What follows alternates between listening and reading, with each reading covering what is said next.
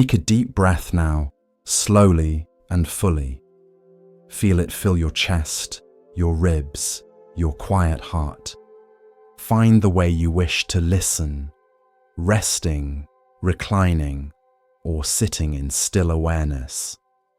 Let comfort find you. We spend much of life moving from one thing to the next, thought to thought, task to task. But Zen reminds us that peace hides not in the doing, but in the pause between all things. These stories live in that pause. They are not meant to be solved or remembered, but to be felt. If you wish, share where you're listening from, or what you hope to rediscover tonight. Maybe patience, maybe calm, maybe a truth you once knew, but forgot. The pause has already begun, and now we begin the story together. There was a fisherman named Sato who lived in a coastal village where fishing was both a livelihood and a tradition. Every morning the fishermen would go out in their boats, and every evening they would return with their catches. The measure of a good fisherman was simple. How many fish did you catch? Sato had been fishing since childhood. He knew the waters, understood the tides, and could read the weather. But despite all his skill and knowledge, he had a problem that plagued him. At least once a week, sometimes more, he would return with an empty net. Not a small catch, not a few fish, empty. Other fishermen would return with boats full of fish, and Sato would be pulling up nets that contained nothing but seaweed and water. It was humiliating. People in the village began to see him as unlucky, perhaps even incompetent, despite his years of experience. Sato's wife, Hana, watched her husband grow increasingly frustrated and ashamed. He would come home from these empty net days silent and dejected, barely eating, questioning his worth as a fisherman and as a provider. One day, after a particularly discouraging week where Sato had returned empty-handed 3 times, Hana said something unexpected. "I'm glad you caught no fish today." Sato looked at her in disbelief. "How can you say that?" "We need the income. The other fishermen are successful. I'm failing." "Come with me," Hana said, taking his hand. She led him to the small shrine at the edge of their property, where they would leave offerings for good fortune. On the offering plate were several small items: 3 unusual shells, a piece of interesting driftwood, a small colored stone. "Where did these come from?" Sato asked. "From your empty nets," Hana replied. "On the days when you caught no fish, you brought home these things instead. You were so focused on what you didn't catch that you never looked at what you did bring back." She picked up one of the shells. "This one you brought back 2 weeks ago. I'd never seen a shell like this before. I showed it to the teacher at the school, and she used it to teach the children about sea life. Those children learned something beautiful from your empty net." She picked up the driftwood. "This piece is so interesting in shape that the temple carver asked if he could use it for a small Buddha statue. Your failure brought something that will become sacred art." Sato looked at these objects with new eyes. He had indeed pulled them from his nets on empty days, but he had seen them as worthless, just debris that mocked him by taking the place of fish. "But we can't eat shells and driftwood," he protested. "We need fish to sell."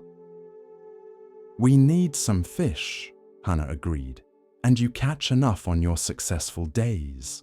But these empty net days bring other things, things with value that can't be measured in money, and they bring something else too." "What?" "They bring your presence home to me," she said quietly. On days when you catch many fish, you come home exhausted but proud, and you spend the evening repairing nets and equipment, already planning the next day. But on empty net days, you sit with me. You talk with me. You're actually here, not already out on the boat in your mind. I know this sounds selfish, but I treasure those days when you come home empty-handed, because I get all of you, not just your tired body. This perspective shook something loose in Sato. He had been measuring his worth entirely by fish caught, seeing empty nets as pure failure. But Hana was showing him that those apparently failed days brought other things he had been too ashamed to notice.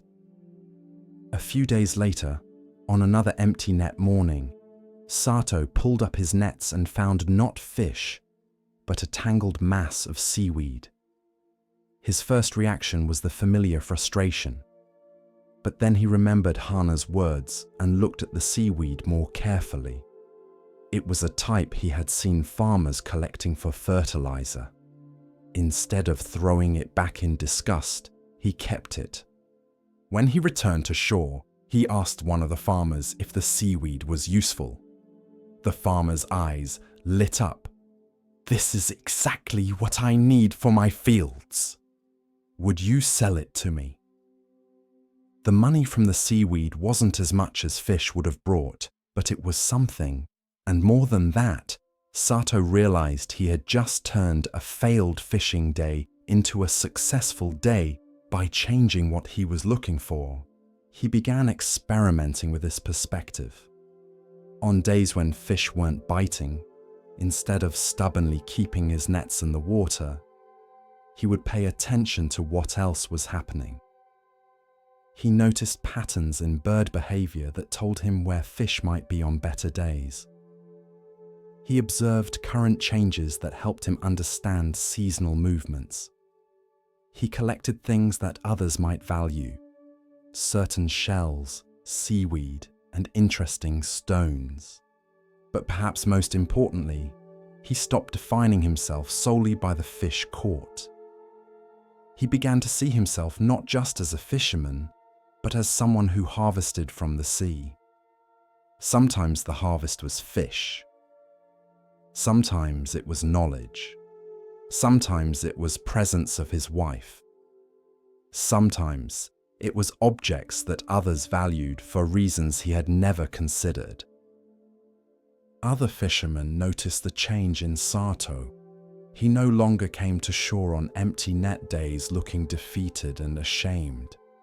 He seemed interested in what he had found, curious about the day's experience even if it hadn't been conventionally successful. One young fisherman who was struggling with his own inconsistent catches asked Sato, "How do you stay positive when you fail?" "I stopped calling it failure," Sato replied. "Some days I catch fish. Some days I catch other things. Some days I catch nothing but return with more understanding of the sea. Every day has value if I'm looking for value rather than defining success narrowly." He showed the young fisherman his collection of interesting finds from supposedly failed days. "If I had been catching fish every single day, I never would have noticed any of this. My failure to catch fish opened my attention to everything else. Now I know the sea that the most successful fishermen don't have, because their constant success never forced them to look at anything else." A Zen monk who was visiting the village heard about Sato's philosophy and came to talk with him. "You've learned something that many people never learn," the monk said. "You've learned that failure and success are not opposites but neighbors. Sometimes what looks like failure is actually success, in a form you didn't recognize. Sometimes getting what you wanted would have prevented you from discovering something more valuable. Sato nodded. For years, I prayed to the sea gods to never return with empty nets. Now I understand that the empty nets were answering a different prayer, one I didn't know I was making. They were teaching me to see value beyond the obvious, to measure worth by more than one standard, to be present to what is, rather than always grasping for what should be. The monk smiled. The empty net is a great teacher. Because it's empty, it can receive anything. Because it failed to catch what you were seeking, it caught things you weren't looking for. Sometimes the best gifts come through the door of apparent failure. Years later, when Sato was old and teaching his grandson to fish, the boy became discouraged after several days with small catches. "Grandfather, I'm not good at this. I keep failing." Sato smiled and showed his grandson the collection he had accumulated over the years. Unusual shells, interesting stones, pieces of driftwood, observations written down about sea and weather, and recipes for using seaweed. All of these came from days when I caught few or no fish. If every day had been successful by the measure I was using, then I would never have discovered any of this. Sometimes the empty net brings exactly what you need, just not what you wanted. He put his hand on the boy's shoulder. Don't fear failure. Don't rush to judge whether a day was successful or not. Some of my best days looked like my worst days at the time. The measure of success that seems obvious often isn't the most important one. Keep your eyes open for what the sea is actually offering you, not just what you came looking for. Tonight, as you rest, you might consider your own empty nets. What apparent failures in your life might be successes, wearing different clothes? What disappointments might have brought gifts you were too focused on the disappointment to notice? What seemed like coming up empty might have actually been receiving something more valuable than what you were seeking. You don't need to catch fish every day. You don't need to succeed by conventional measures every time. Sometimes the empty net is exactly what you need, bringing lessons and gifts that success would have prevented you from receiving. Sometimes failure is just success that requires better eyes to see it. Rest now in acceptance of all your empty nets, all your apparent failures, all the times you came up short by the measures you were using. These weren't wastes. They were opportunities to learn different measures, to discover unexpected value, to receive what you weren't looking for but desperately needed. The empty net isn't a tragedy, it's a teaching. Let it teach you tonight.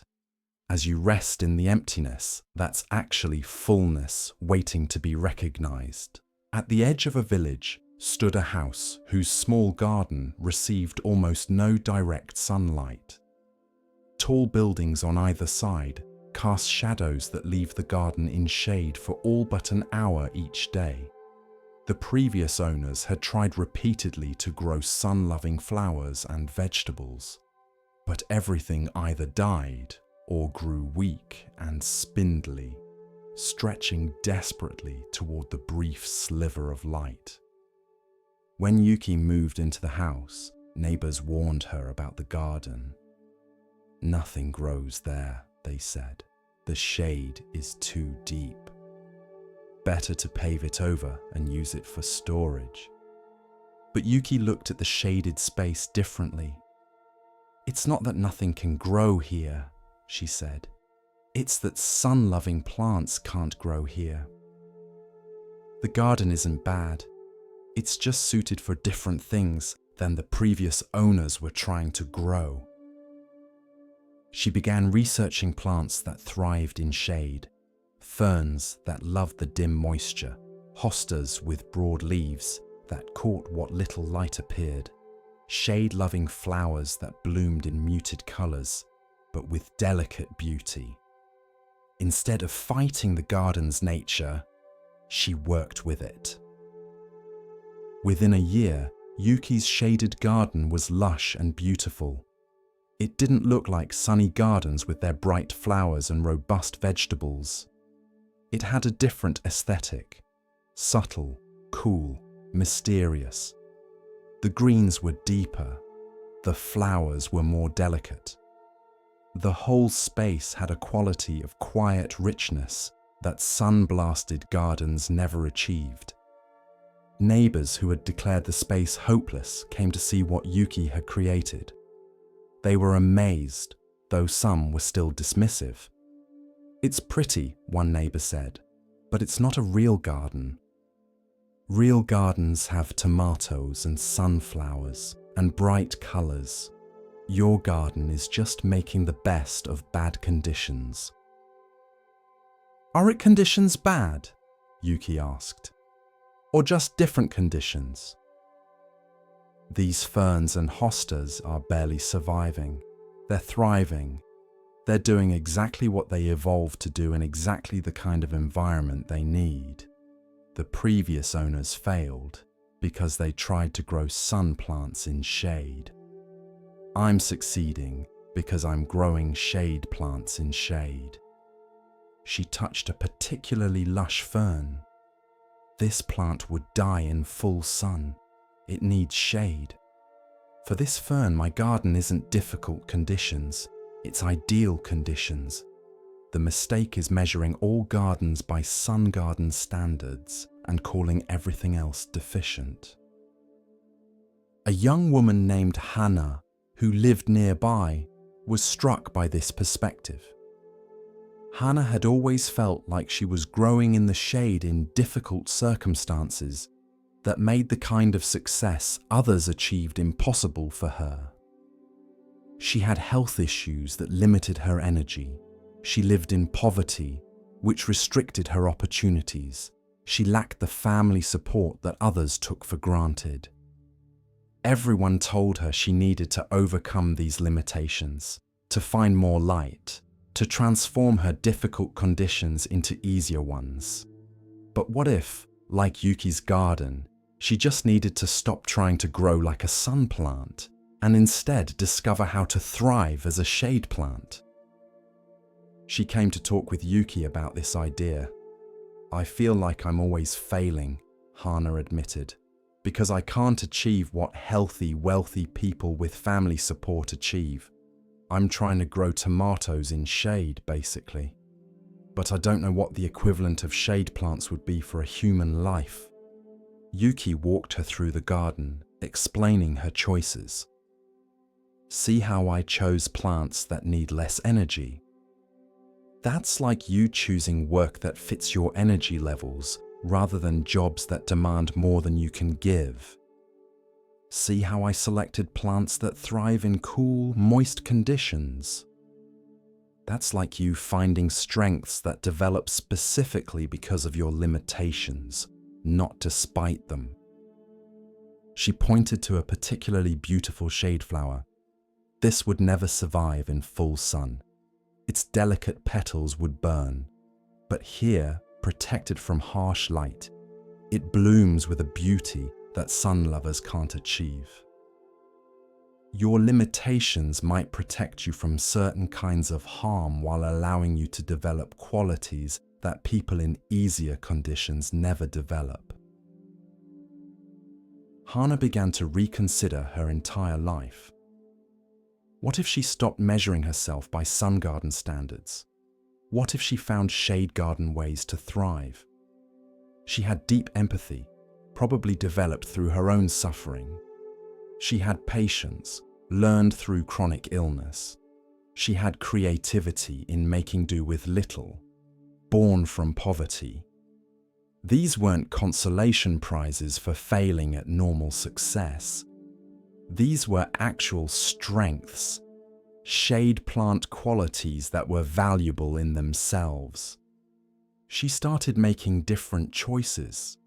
She took a job that paid less but required less energy, allowing her to work sustainably rather than constantly burning out. She developed friendships with others who lived in shade, creating community with people who understood difficult circumstances. She stopped apologizing for needing things that others didn't need, recognizing that shade plants legitimately need different care than sun plants. Word spread about Yuki's garden and the perspective it represented. People who felt they were growing in difficult conditions began to see themselves differently. A man with learning disabilities stopped trying to compete in academic environments and found work that used his practical intelligence. A woman with anxiety stopped forcing herself into high-stress social situations and built a life that honored her need for quiet. A family with limited income stopped feeling inadequate for not achieving wealth and found richness in their strong relationships. The shade garden teaching, as people began to call it, spread beyond individuals to organizations. A school started creating shade garden programs for students who couldn't thrive in standard classroom environments. A business developed positions specifically designed for people with limitations that made traditional jobs difficult. A community center created spaces for people who needed accommodations that mainstream spaces didn't provide. Not everyone appreciated this perspective. Some critics said it encouraged people to accept limitations rather than overcoming them. You're telling people to give up, they argued, to accept that they can't thrive in normal conditions rather than working to change their circumstances. Yuki would answer these critics by walking them through her garden. Look at these plants. Should they be working to become sun plants? Should they be trying to overcome their shade-thriving nature? Or should they be celebrated for being excellent at what they actually are? She would point to a struggling plant that needed more light. Sometimes you do need to change conditions. This plant is genuinely in the wrong place. It needs to be moved to a more light-filled place. But most of these plants, they're exactly where they should be, thriving in conditions that sun plants would call impossible. The question isn't whether to overcome all limitations. The question is whether your limitations are like shade for a shade plant, the right conditions for your actual nature, or like shade for a sun plant, wrong conditions that need to change. A teacher named Nobuo applied this to his classroom. He stopped trying to make all students thrive in the same way. He recognized that some students were sun plants who needed bright, fast-paced, competitive environments. Others were shade plants that needed quiet, slow, supportive conditions. Trying to make shade plant students compete in sun plant ways was as futile as trying to grow ferns in full sun. He created different pathways through his curriculum, different ways to demonstrate learning, and different environments within his classroom. And he found that students he had previously considered struggling were actually thriving. They just needed shade garden conditions to show what they could do. Years later, Yuki's garden became something of a pilgrimage site for people living in difficult circumstances. They would come to see that lushness was possible even in shade, that beauty didn't require ideal conditions, that thriving could look different from what sunny gardens showed. Yuki, now elderly, would sit in her garden talking with visitors. The hardest thing, she would tell them, is stopping comparing yourself to sun gardens. Stop measuring your lushness by their standards. Stop trying to be bright when your beauty is subtle. Once you accept that you're a shade garden, once you stop apologizing for it and start working with it, you discover possibilities you never knew existed. She would touch the ferns and hostas she had planted decades earlier, now mature and magnificent. These plants are barely surviving in bad conditions.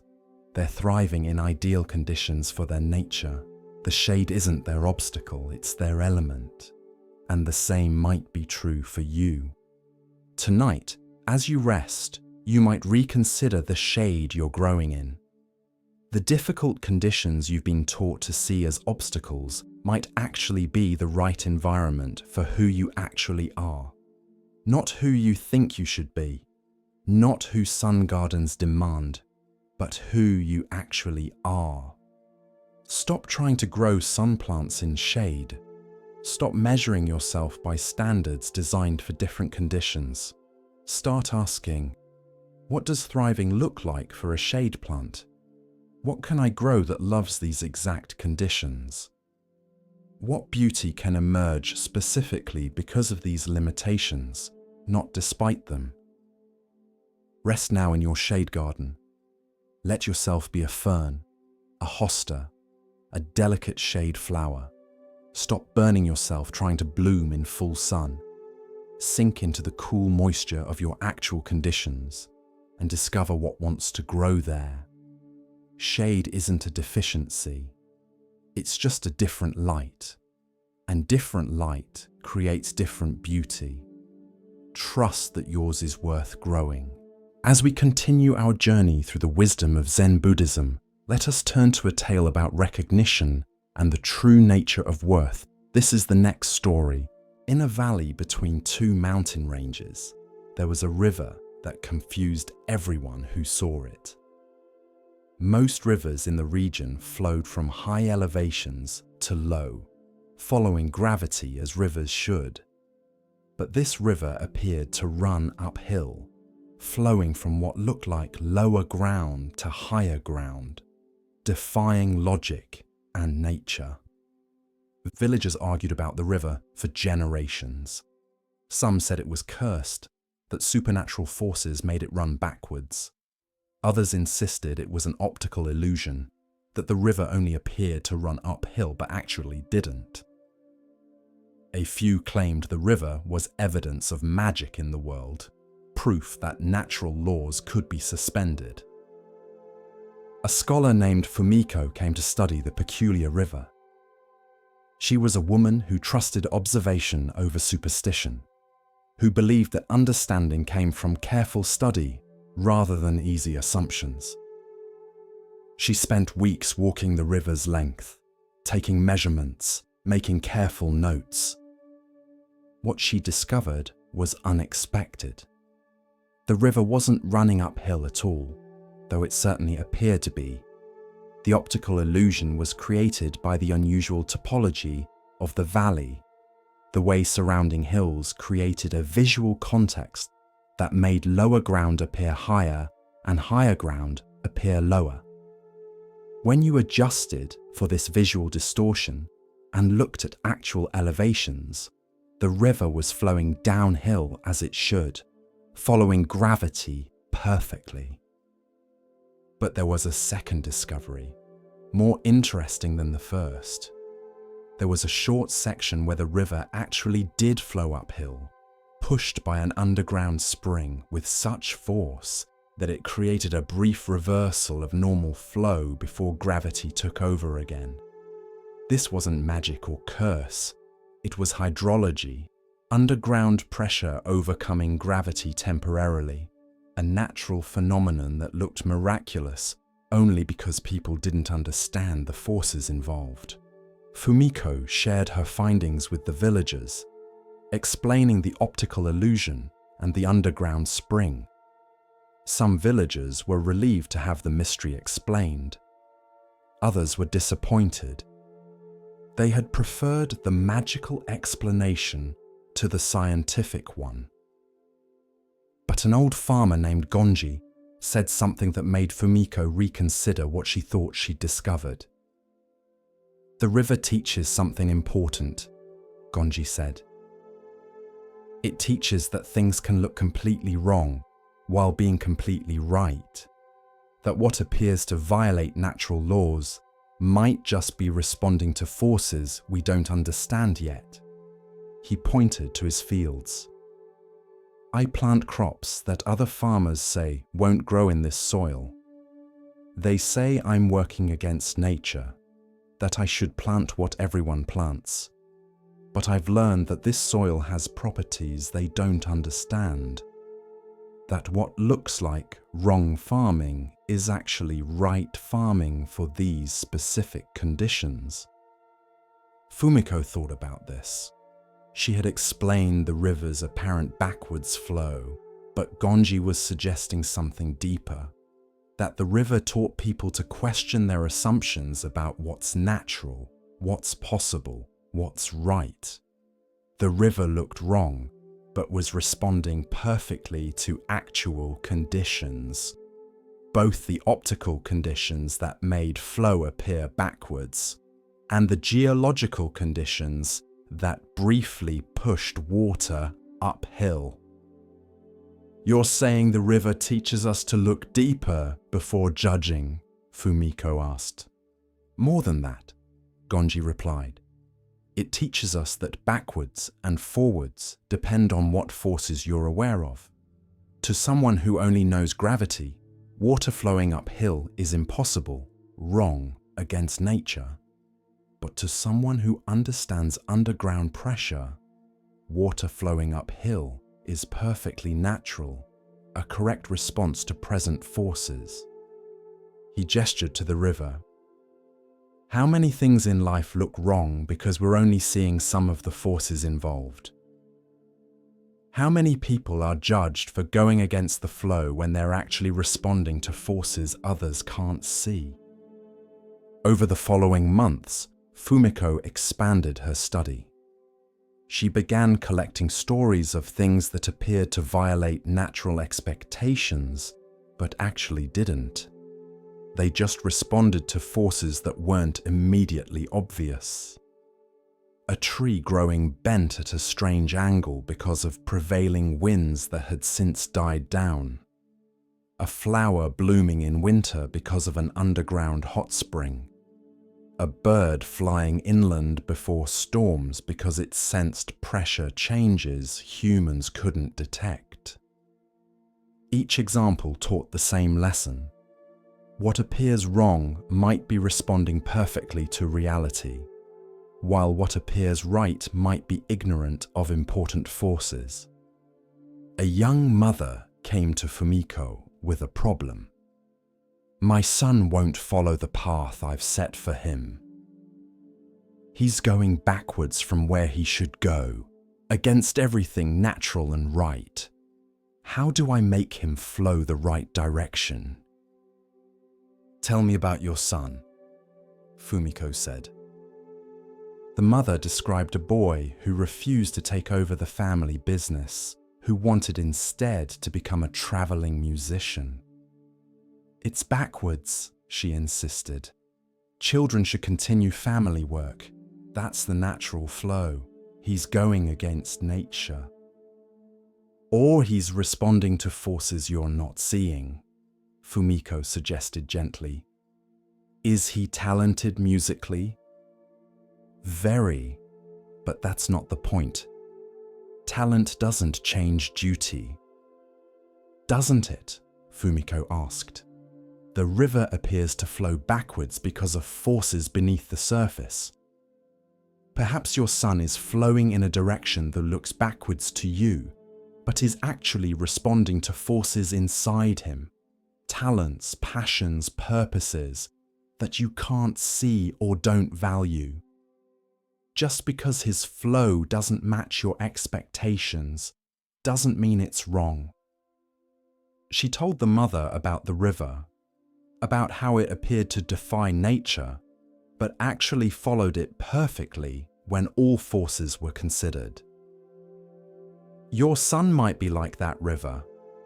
What looks like backwards rebellion might be forward movement towards something he's meant to do.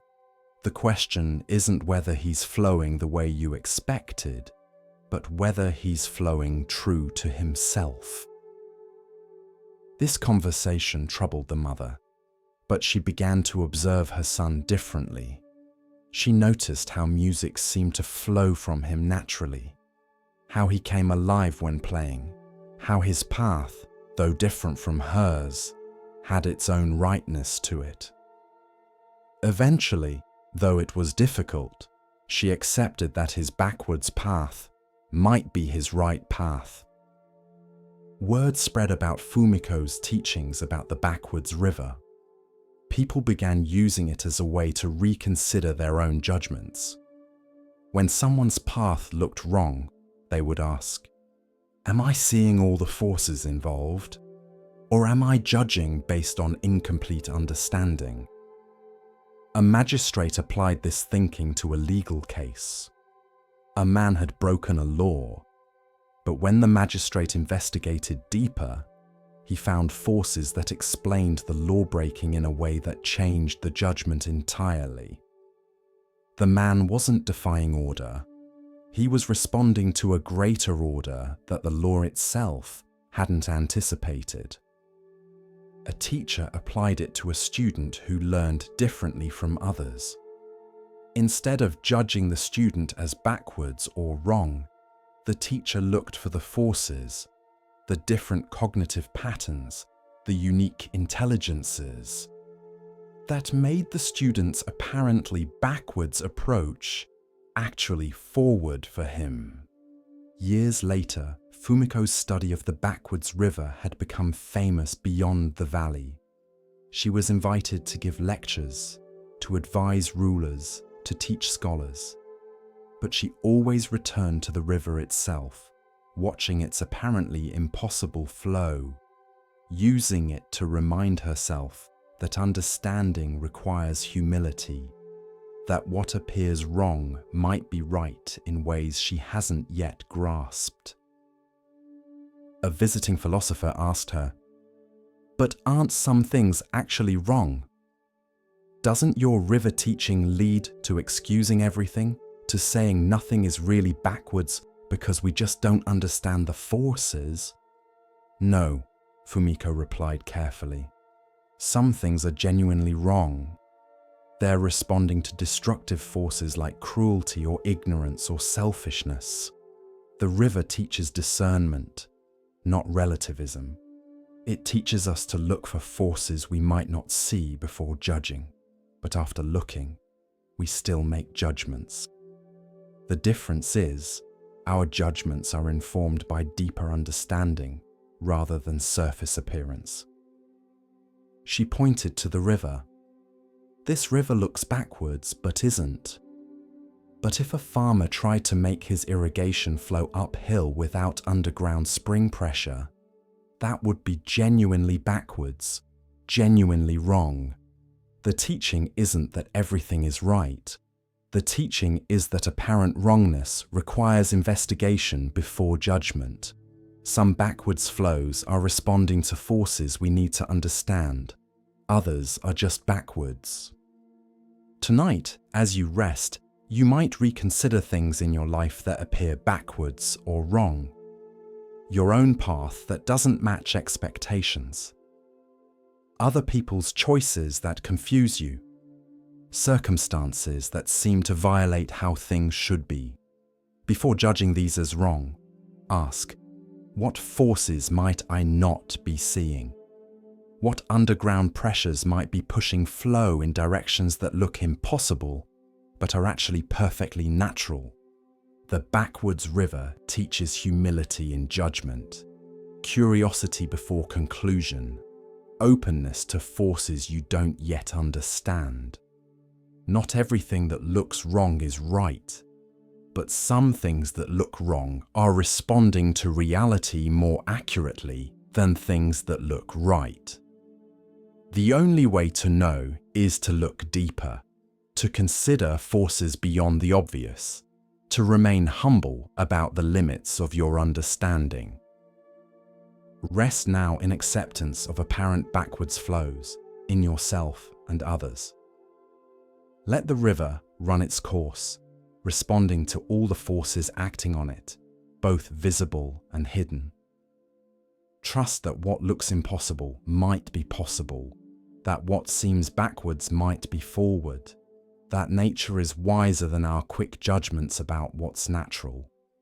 The river knows where it's going, even when it appears to go the wrong way.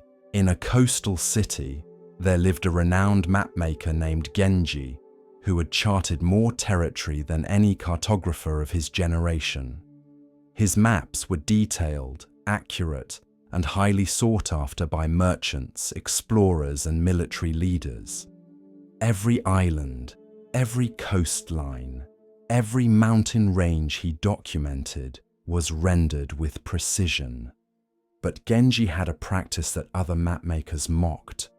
Whenever his knowledge ended, whenever he reached the limits of what had been explored and documented, he would leave the map blank. Large white spaces appeared on his charts, marked only with the words "unknown territory," or sometimes just left empty. Other mapmakers found this approach unprofessional. They would fill in the blank spaces with speculation, with reports from unreliable sources, with educated guesses. A map should be complete, they would argue. Blank spaces make it look unfinished. Blank spaces are honest, Genji would reply. They tell the truth, that we don't know what's there. Filling them with guesses tells a lie, that we do know. But the criticism stung, especially when clients would choose other mapmakers' complete maps over Genji's honest but incomplete ones. People wanted certainty, even false certainty. They wanted maps that told them what lay everywhere, even if those maps were partly fiction. One season, a wealthy merchant named Ichiro commissioned Genji to create a map for a trading expedition to distant islands. When Genji delivered the map, Ichiro was dismayed by the large blank areas. "What am I supposed to do with this?" Ichiro complained. "I need to know what's in these blank spaces. I need to plan my route." "What's in those spaces is unknown," Genji replied. "No reliable expedition has charted them. I can't tell you what I don't know." "But other mapmakers have filled in these areas," Ichiro protested. "They show islands, harbors, channels." "Based on speculation," Genji said. "Based on second-hand rumors and wishful thinking. If you sail using those maps, you'll be navigating by fantasy. My blank spaces at least tell you where certainty ends." Ichiro hired a different map maker who provided a complete map with no blank spaces. The expedition set sail using this fully detailed chart, confident in their route. 3 months later, the expedition returned, having lost 2 ships. They had found islands where the map showed open ocean, encountered reefs where the map showed safe passage, and wasted weeks exploring channels that didn't exist. The complete map had been worse than useless. It had been dangerous. Ichiro returned to Genji, chastened. "Your blank spaces would have saved lives. If I had known we were entering unknown territory, I would have proceeded cautiously. Instead, I trusted a map that pretended to know, and that false certainty led to disaster." "Blank spaces scare people," Genji acknowledged. "They remind us how much we don't know, how limited our understanding is. But pretending we know more than we do is worse than admitting our ignorance. The blank space says, 'Be careful here. Proceed thoughtfully. Don't assume.' The falsely filled space says, 'It's safe to trust this,' which is a dangerous lie." Word spread about Ichiro's disaster and Genji's honest maps. More clients began to value the blank spaces, recognizing them as marks of integrity rather than incompleteness. They learned to read Genji's maps differently. The detailed areas showed where knowledge was reliable. The blank areas showed where caution was needed. A young apprentice named Lin came to study with Genji.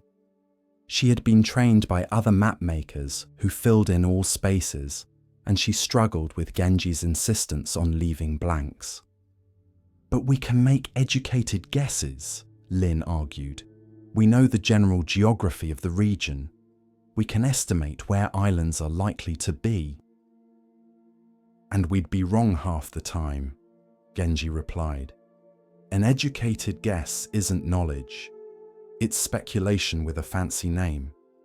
If you mark speculation as if it's fact, you're lying to whoever uses your map." He spread out several maps on his table, his own with its blank spaces, and competitors' maps of the same regions with every space filled. These complete maps look more professional, more finished. But which is more honest? Which better serves someone trusting their life to the information? Lin began to understand, but still she resisted. People don't want to be told we don't know. They want answers, even imperfect ones. Then they want comforting lies rather than uncomfortable truths, Genji said. And it's not our job to provide comforting lies. Our job is to chart what's known and clearly mark what's not.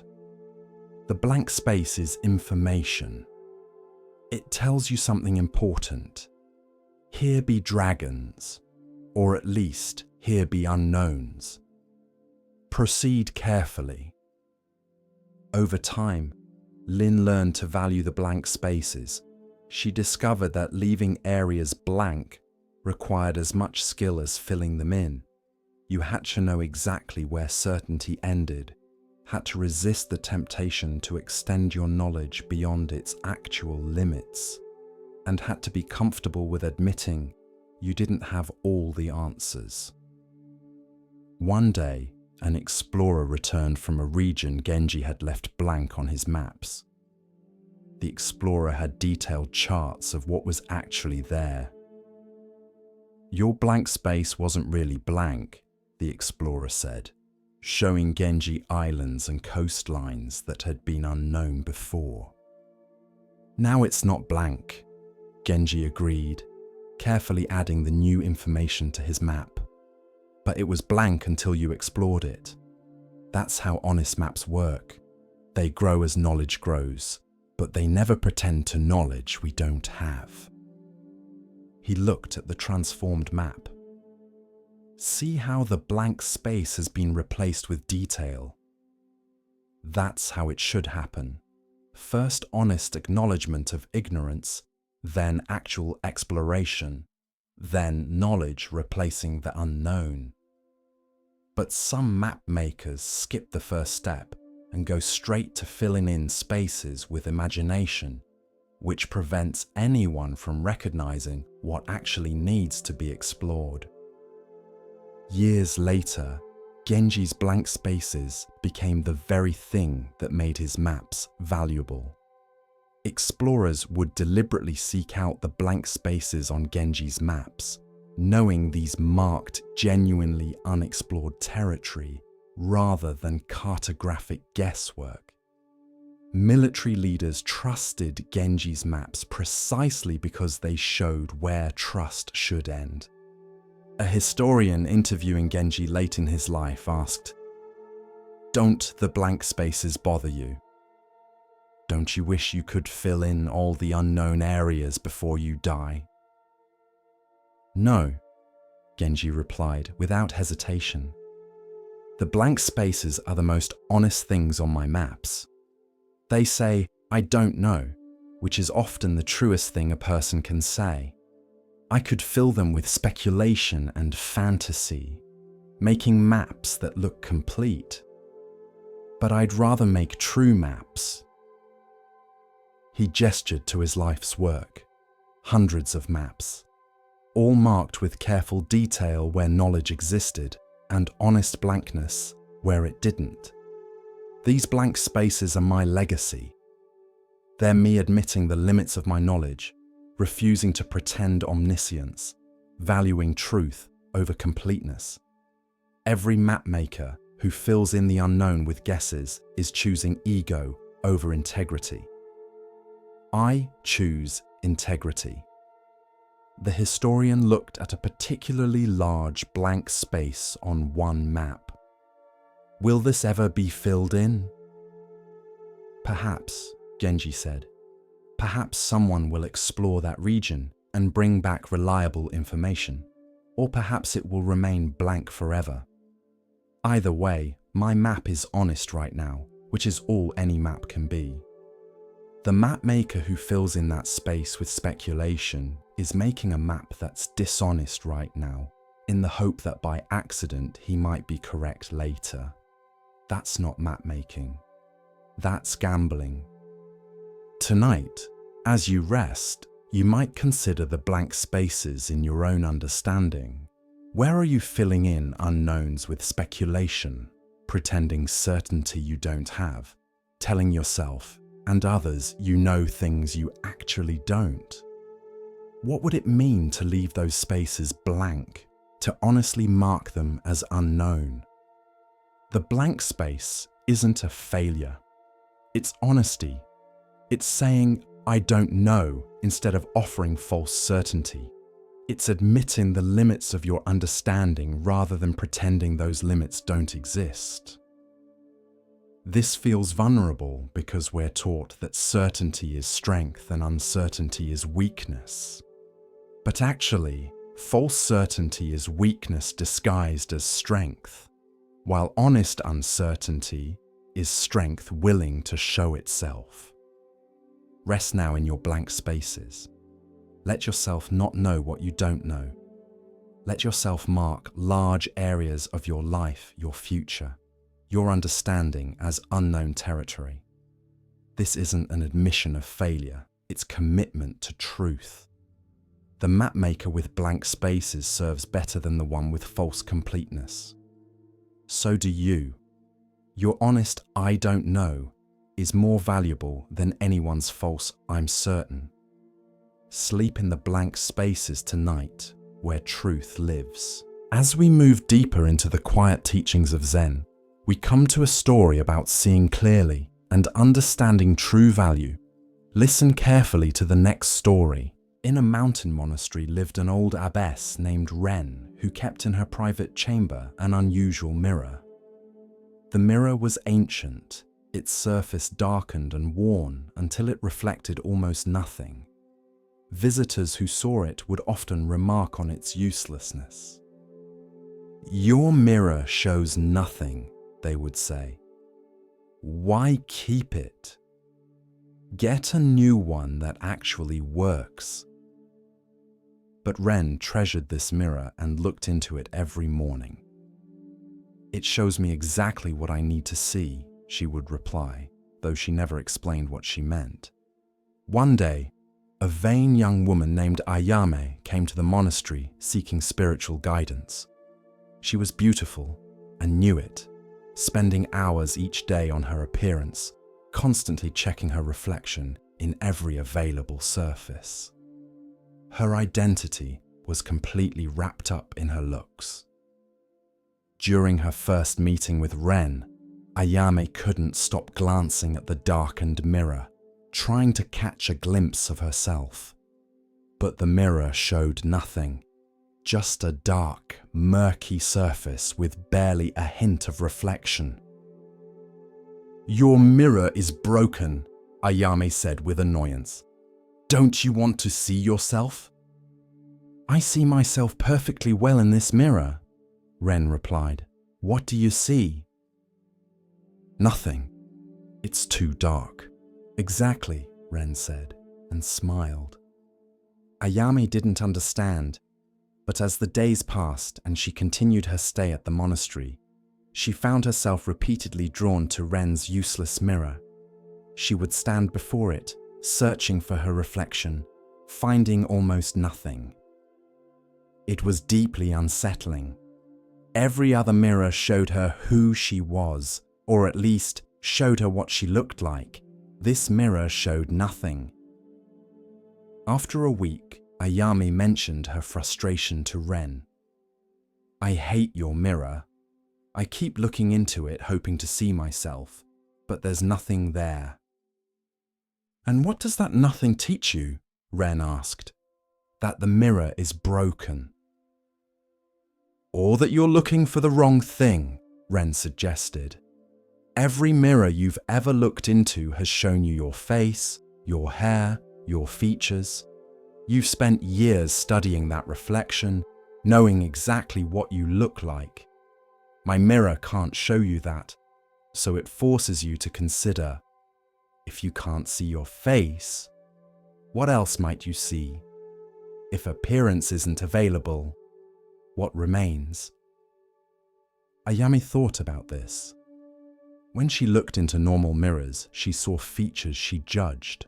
Eyes too small, nose too sharp, skin not smooth enough. She saw an image she tried to perfect, control, improve. The looking was never really seeing. It was evaluating, criticizing, trying to manage how others would perceive her. But in Ren's dark mirror, there was nothing to evaluate, no features to judge, no appearance to control. Just dark surface and, if she looked very carefully, the barest hint of a form.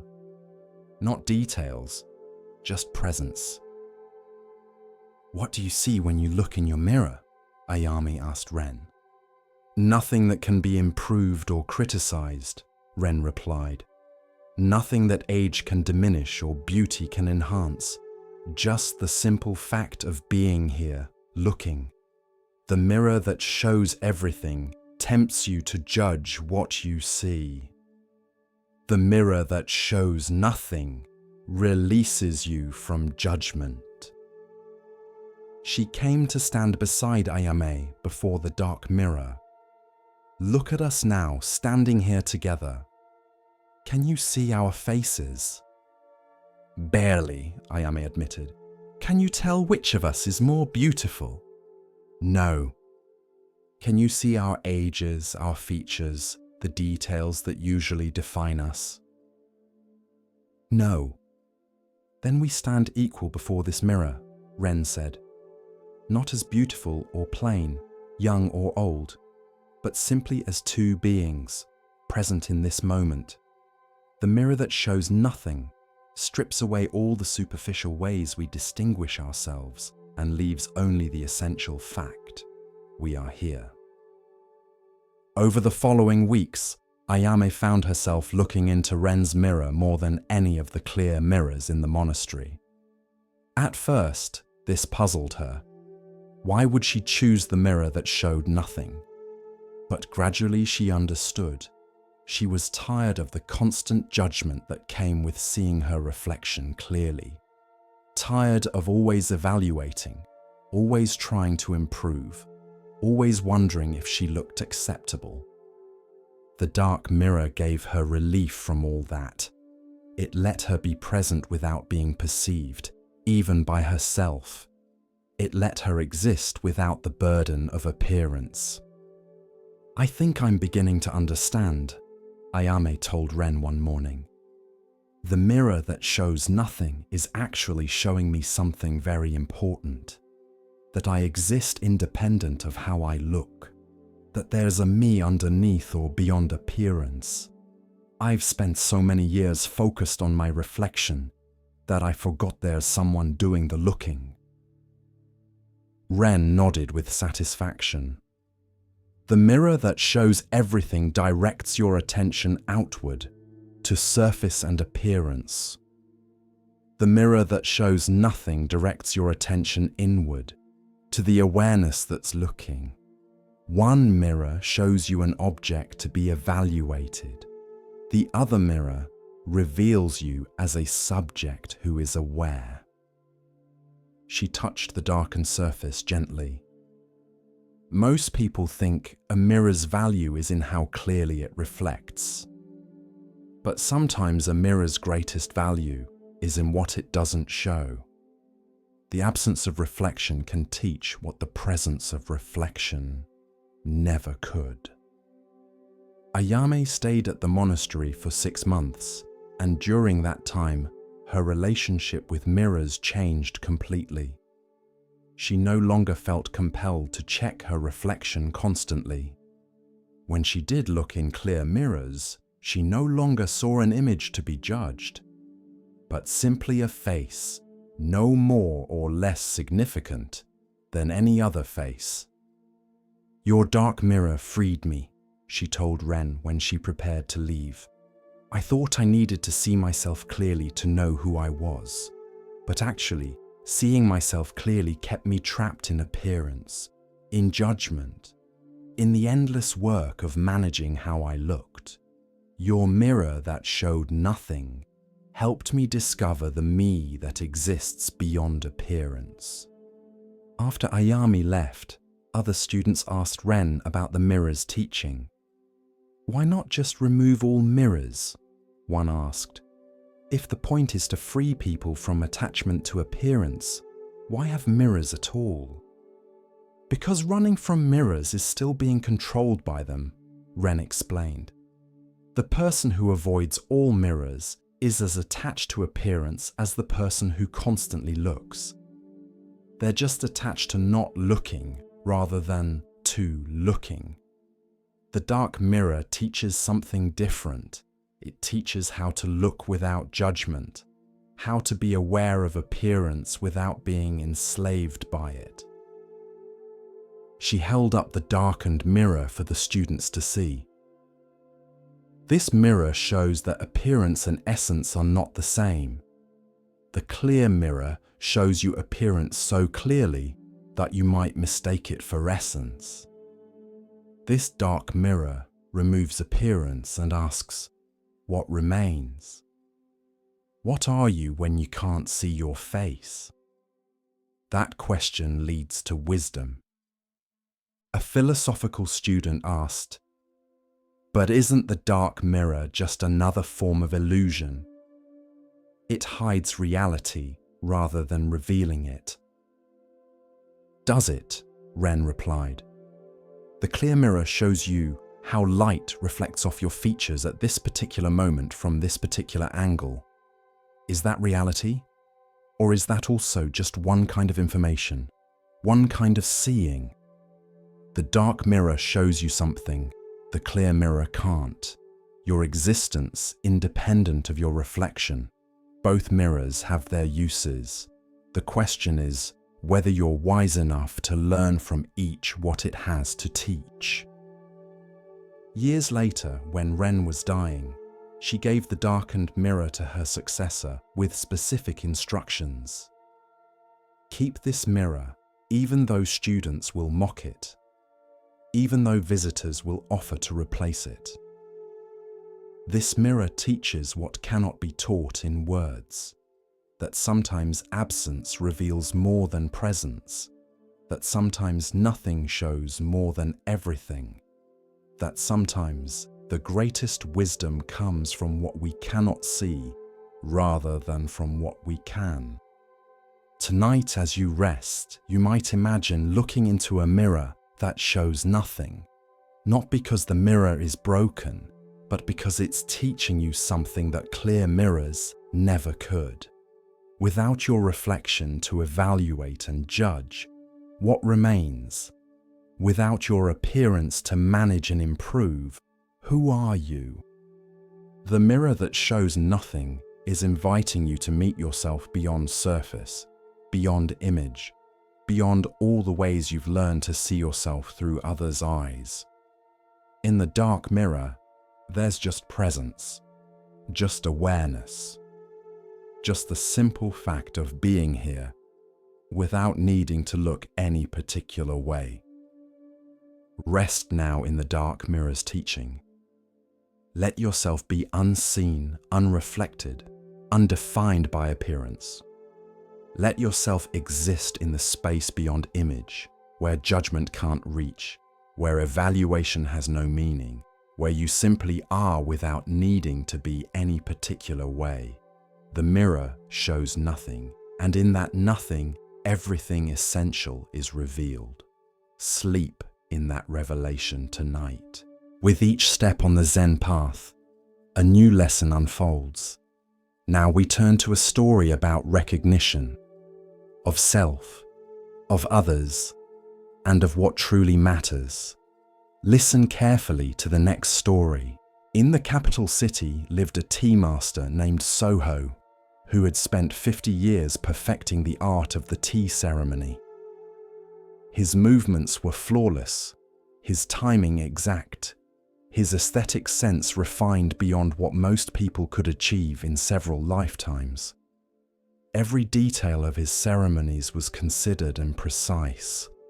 The angle of the bowl, the temperature of the water, the moment to pass the tea, the positioning of each implement. Soho's ceremonies were legendary. People would wait years for an invitation to attend. Wealthy patrons offered fortunes to have Soho perform ceremonies for their guests. Other tea masters studied his techniques, trying to replicate his perfection. But Soho himself had grown troubled. Despite his technical mastery, despite the acclaim, he felt his ceremonies had become performances rather than genuine expressions of tea mind. He was so focused on executing each movement perfectly that he had lost connection to the spirit beneath the movements. His ceremonies were flawless, but somehow empty. On his 70th birthday, Soho decided to retire from public ceremonies. He would perform one final tea ceremony, a farewell to his long career, and then step away to live simply in a small temple. He prepared meticulously for this final ceremony. He invited only his closest students and a few respected elders who had followed his work for decades. He selected implements he had used for years, choosing each for its history and meaning. He practiced the movements daily in the weeks leading up to the ceremony, ensuring everything would be perfect. The day of the ceremony arrived. Soho entered the tea room with his usual grace, began with his usual precision.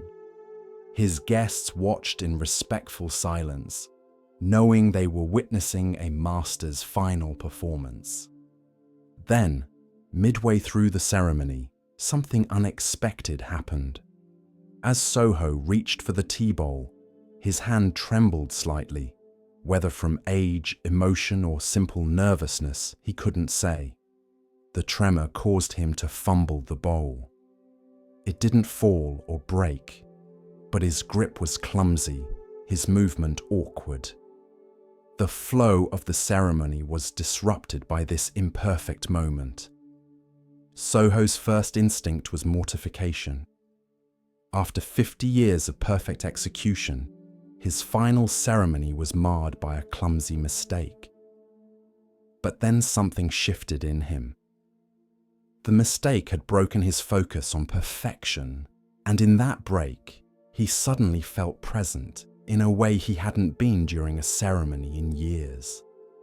He picked up the bowl, not with perfect grace, but with simple honesty, with the actual movement of an old man holding a bowl. He continued the ceremony, but something had changed. He was no longer performing perfectly. He was just making tea, sharing tea, being present with his guests. The movements that followed weren't as technically flawless as usual, but they had a quality his perfect performances had lacked. They were real. They were Soho actually being here, making tea, connecting with his guests, rather than Soho executing a perfect reproduction of the tea master role. When the ceremony ended, there was a long silence. Then one of the elder guests spoke. "That was the finest tea ceremony I have ever experienced." Soho was confused. "But I made mistakes." The execution wasn't clean. The execution was finally clean, the elder replied. Clean of performance, clean of ego, clean of the need to be perfect. For the first time in decades, I saw you actually making tea rather than demonstrating how tea should be made. Your fumble was the most important moment of the ceremony. It dropped you out of performance and into presence. Another guest agreed. I've attended 6 of your ceremonies over the years. They were all technically superior to today's, but this one touched me in a way the others never did. The imperfection made it human. It made it real. It made it about tea rather than about perfection. Soho sat with this feedback for a long time. He realized that his 50-year pursuit of perfect execution had taken him away from genuine expression. He had become so skilled at performing the tea ceremony that he had forgotten how to simply make tea with presence and care. I thought mastery meant perfect execution, Soho told his students later. I thought the goal was to perform each movement so exactly that no flaw could be found. But that kind of mastery is dead. It's impressive but not alive. Today, when I fumbled and had to let go of perfection, I finally rediscovered what tea ceremony is actually about. Presence, connection, the simple act of sharing tea with other humans. He looked at his hands, still slightly trembling. These old hands that made a mistake taught me more than 50 years of perfect practice. They taught me that perfect execution becomes perfect only when you stop trying to perfect it, when you let go of performance and sink into presence. One student asked, "So should we not practice? Should we not work toward technical excellence?" "Practice," Soho replied. "Develop your technique. But don't let technique become an end in itself. Practice until the movements are natural, then let go of trying to perform them perfectly. Use your technique to support presence, not to replace it. Master the form so completely that you can forget the form and just be here, making tea." He picked up a tea bowl, holding it with the same slight tremble. "See this imperfection? This is actually perfection because it's real. It's an old man's hand actually holding a bowl. The steady, flawless grip I cultivated for decades was impressive, but it was also a kind of lie it hid my actual hand behind a perfect performance. This trembling hand is honest, and honesty is more important than perfection." In the weeks following his final ceremony, Soho began making tea in a completely different way. He still had all his technical skills, all his aesthetic sensitivity, but he used them lightly, allowing imperfection, welcoming the unexpected, staying present with what was actually happening rather than executing a mental script. He made tea for strangers, for children, for anyone who wanted to share a bowl. These weren't formal ceremonies with guests and perfect settings. They were just tea, made with care, shared with presence. And people felt more touched by these simple offerings than they had by his legendary perfect ceremonies. "You've become a greater tea master by letting go of mastery," one visitor observed. "I've become an actual tea master by letting go of the performance of mastery," Soho clarified. "I was skilled before, but I wasn't real. Now I'm both skilled and real. The skill supports the reality rather than replacing it. That's the difference." A young tea student struggling to perfect his own technique asked Soho for guidance. "How do I know when my practice is good enough? When can I stop trying to perfect my movements?" When perfection becomes a barrier rather than a path, Soho replied. Practice until the movements are natural and trustworthy. Then let go of trying to make them perfect and just let them be. The movement from practice to performance to presence, that's the journey. Most people stop at performance, endlessly perfecting their execution. The final step is letting go of perfection and discovering presence.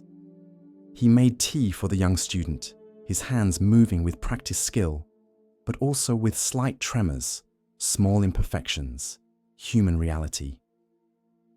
See how I make tea now? I'm not performing or demonstrating, I'm just making tea. The years of practice allow me to do it well, but letting go of perfection allows me to do it truly. Both are necessary, but the second is what makes it complete. Tonight, as you rest, you might consider what you've been perfecting, performing, trying to execute flawlessly. What would happen if you let your hands tremble slightly? If you allowed imperfection?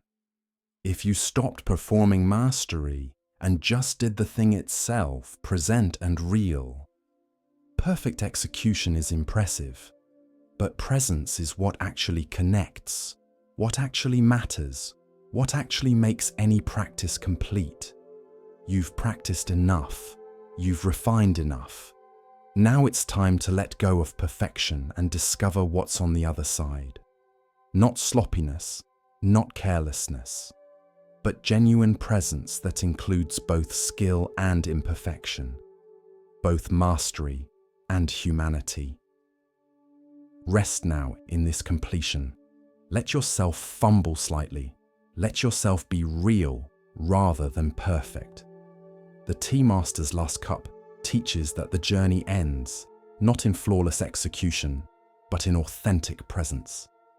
You've arrived, not at perfection, but at something better, yourself, skilled and real, doing what you do with care and presence, and the slight tremble of actual human hands.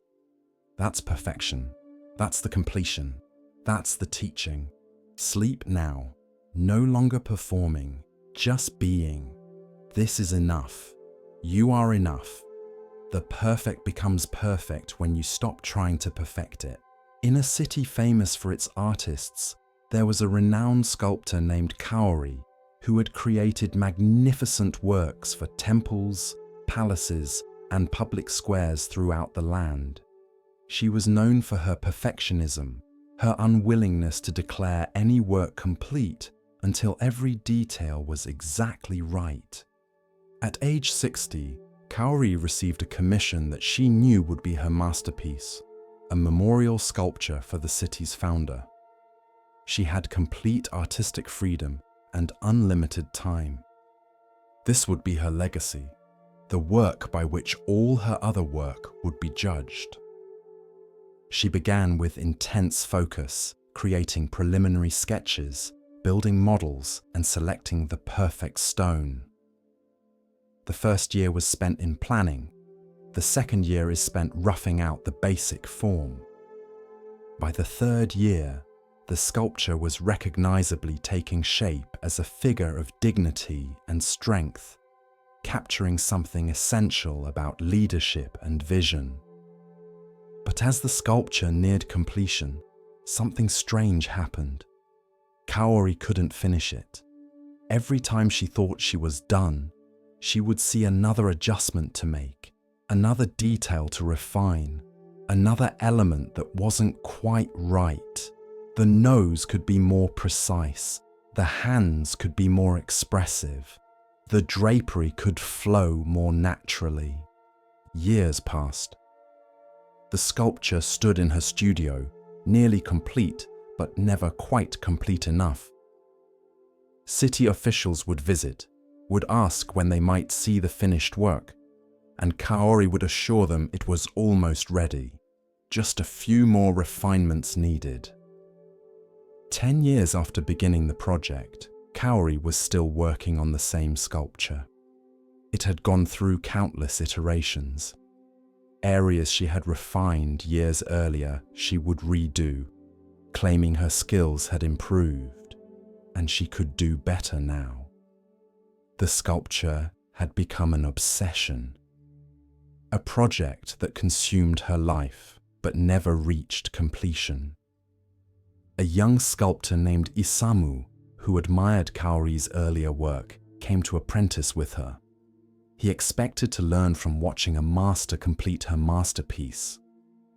Instead, he found an old woman trapped in endless refinement, unable to stop working on a sculpture that had been nearly done for years. "Why don't you declare it finished?" Isamu finally asked, after watching Kaori rework the same hand for the third time since he arrived. "Because it's not perfect yet," Kaori replied. "I can see the ideal form in my mind. This stone version still falls short. I need to keep working until the stone matches the vision." "But will it ever match?" Isamu asked gently. "Will the real sculpture ever match the perfect one in your imagination?" Kaori had no answer. She had never asked herself this question. She had always assumed that with enough work, enough refinement, enough time, she could make the physical sculpture match her mental ideal. A Zen teacher named Etsuko, who had known Kaori for decades, visited the studio. She looked at the nearly complete sculpture with a sad expression. "You're destroying it," Etsuko said. "I'm perfecting it," Kaori protested. "No, you're overworking it. The sculpture lost its life years ago when you couldn't stop refining it. Now it's becoming tight, over-controlled, anxious. I can see your perfectionism in every surface. The early spontaneity is gone, replaced by compulsive detail." She touched the sculpture gently. Completion doesn't mean achieving perfection. It means recognizing when continuing diminishes rather than improves.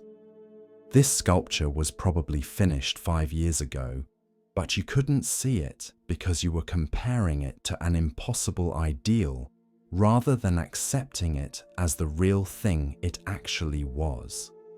Kaori wanted to argue, but she knew Etsuko was right. She looked at her sculpture with honest eyes for the first time in years. It was beautiful in parts, overworked in others. The areas she had refined most recently were actually worse than earlier versions. Too controlled, too fussy, too perfect. The sculpture had lost its breath somewhere along the way. "How do I know when something is done?" Kaori asked quietly. "How do I distinguish between stopping because it's complete and stopping because I've given up?" "You feel it," Etsuko replied. "True completion has a quality of rightness, even if the work isn't perfect. Giving up has a quality of defeat. But what you're doing now is neither completion nor giving up. It's compulsive continuation, working past the point where work helps. That's different from both completion and abandonment." She looked at Kaori directly. The sculpture should have been installed in the city square years ago, where people would appreciate it. Instead, it's trapped in your studio, being endlessly refined toward an ideal it will never reach. You're preventing it from serving its purpose because you can't accept that it's good enough. That's not dedication to excellence. That's fear disguised as perfectionism. This truth landed hard. Kaori realized she had been afraid to finish the sculpture, afraid to have it judged, afraid it wouldn't live up to her reputation. As long as it remained unfinished in her studio, it remained perfect in potential. Once completed and installed, it would be real, subject to criticism, limited by its actual qualities rather than protected by its imagined ones.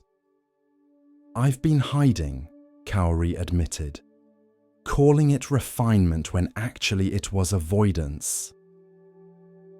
With Etsuko's help, Kaori looked at the sculpture one more time and made a decision. She declared it complete as it was, not perfect, but real. She stopped working on it and arranged for its installation. When the sculpture was finally revealed in the city square, public response was mixed. Some people loved it. Others thought it was good, but not as exceptional as they'd expected from a decade of work. Critics noted both its strengths and its weaknesses. It was not a perfect masterpiece. It was a good sculpture with both beautiful passages and overworked areas, a real work rather than an ideal one. And Kaori found unexpected peace in this. The sculpture was done, installed, serving its purpose. It wasn't perfect, but it was complete. It had moved from endless potential to limited actuality, and this movement was itself a kind of perfection. Not the perfection of flawless execution, but the perfection of genuine completion. "I spent 10 years trying to make it perfect," Kaori told Isamu, standing together, looking at the installed sculpture. "I should have spent 3 years making it good, and then accepted that good was enough. The extra 7 years didn't make it better. They just delayed it." Isamu asked, "But how will you know with your next work? How will you know when to stop?"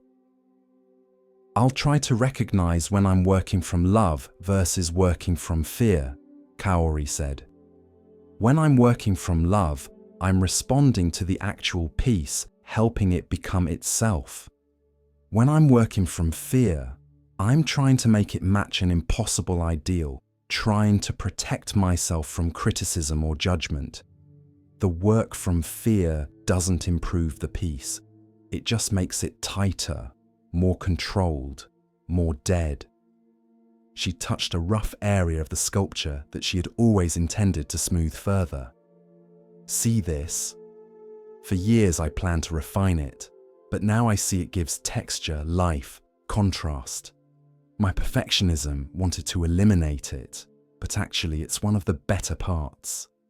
Sometimes what we think is incomplete is actually just real, and real includes roughness, includes elements that don't match the ideal."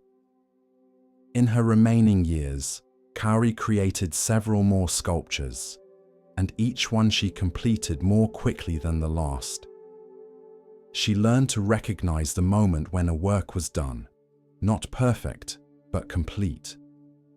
She learned that completion meant allowing the work to be what it actually was, rather than endlessly pushing it toward what it might ideally be. "My final work taught me that sometimes completion means stopping, not finishing," she told students. "Sometimes good enough is actually excellent, because continuing would diminish rather than improve. Sometimes the work is done when you can let it go, not when it's perfect." Tonight, as you rest, you might consider what in your life needs completion rather than more refinement. What projects, relationships, phases, identities have you been endlessly working on, unable to declare them finished because they don't match your ideal? What would it mean to accept them as complete, as good enough, as done? Completion doesn't require perfection. It requires recognition that continuing is no longer serving the work or serving you. It requires courage to let the real thing exist, rather than protecting the imagined perfect thing by keeping it perpetually incomplete. Rest now in completion. Let yourself be done with some things, not because they're perfect, but because they're finished. Let yourself stop refining and start living with what actually is, rather than what might ideally be. The sculptor's final work teaches that holding on too long destroys as surely as letting go too early. Learn to recognize the difference. And then, when it's time, let go. As our exploration of Zen Buddhism deepens, let us listen to a story that reveals how true worth is often overlooked. Here starts the next story. In a mountain monastery, there was a pond that perfectly reflected the sky above it. At night, when the moon was full, there would appear to be two moons, one in the sky and one in the water. A young monk named Daiki was troubled by this. Which is the real moon? He would ask. The one in the sky or the one in the water? The other monks would laugh. Obviously, the one in the sky is real. The one in the water is just a reflection. But Daiki wasn't satisfied with this answer. He would sit by the pond for hours, watching both moons. The moon in the water was just as bright, just as beautiful, just as present to his vision as the moon in the sky. In what sense was it less real?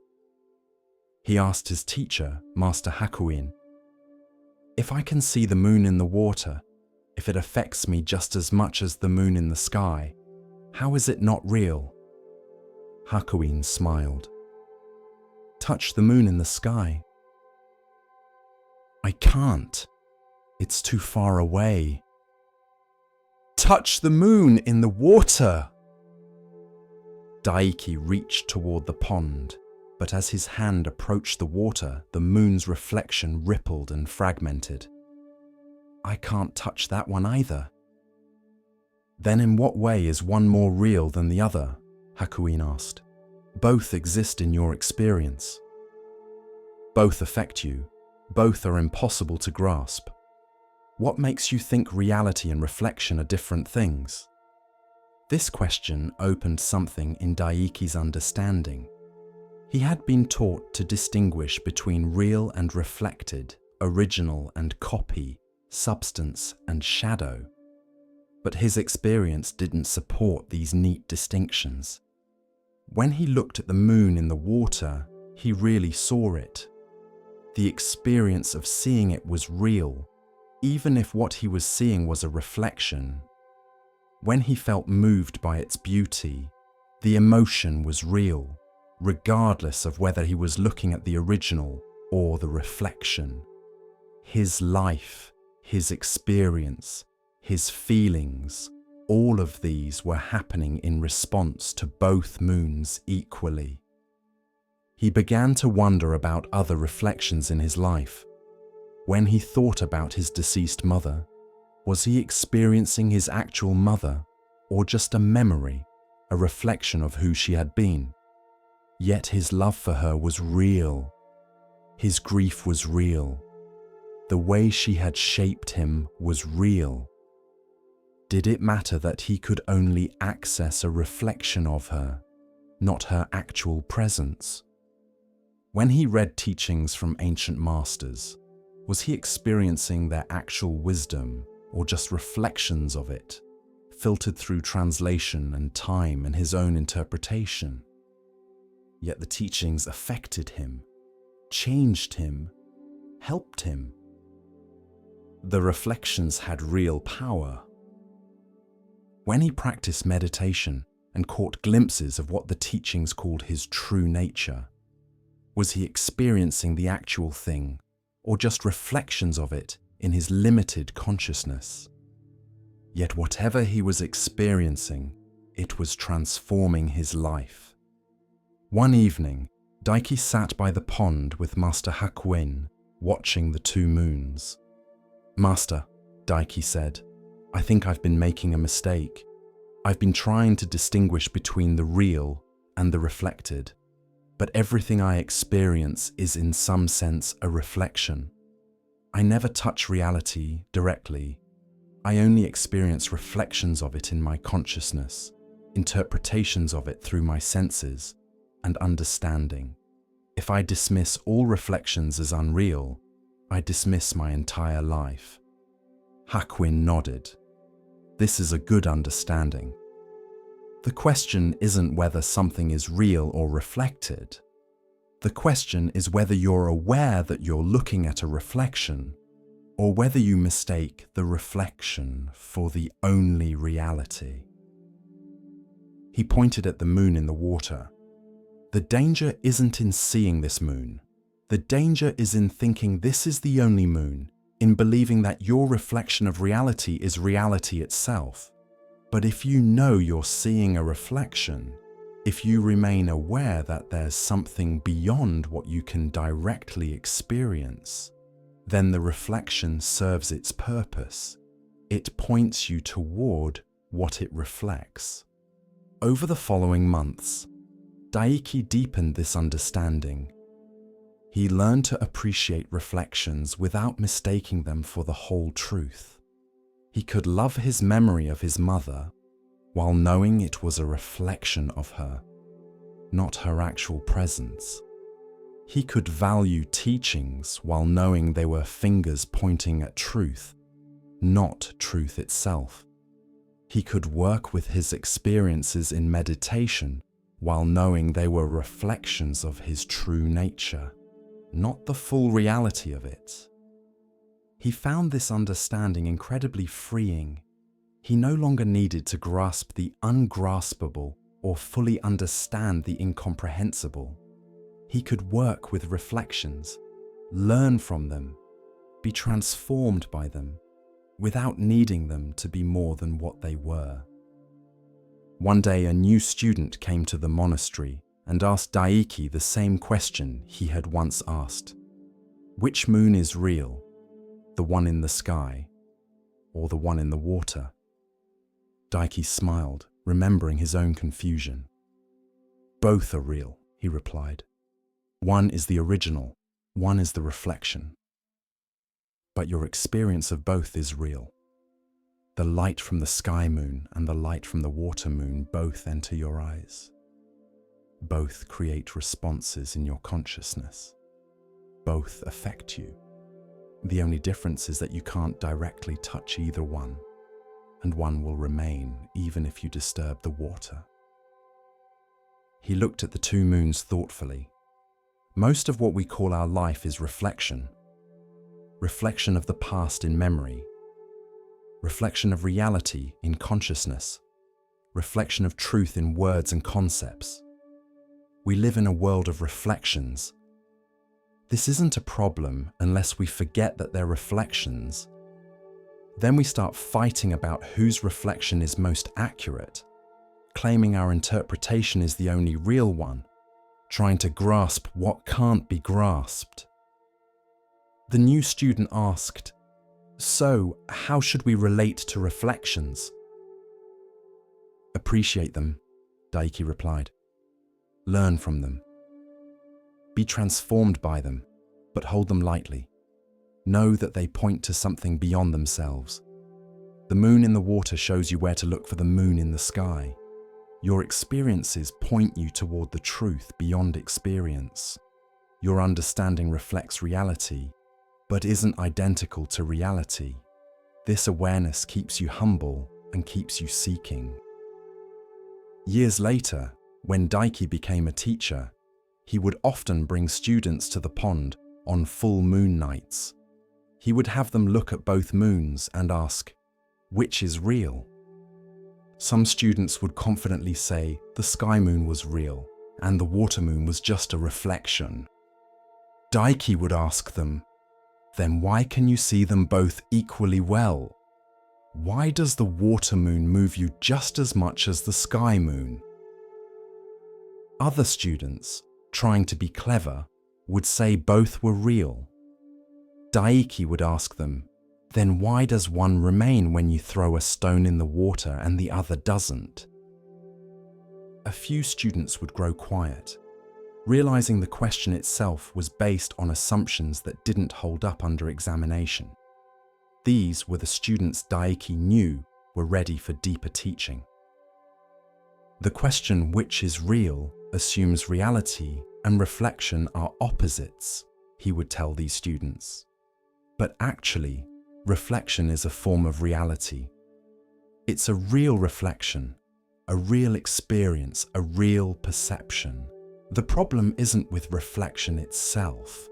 The problem is when we mistake partial reflection for complete reality, when we think our limited experience encompasses the whole truth, when we cling to our interpretations as if they were the things themselves. He would point at the 2 moons. Your life is like looking at these moons. You're always experiencing reflections, never the thing itself. You reflect reality through your senses, your consciousness, your understanding. This reflection is a real experience. It shapes you, teaches you, transforms you. But it's not the whole story. Stay aware of this. Appreciate your reflections. Learn from them.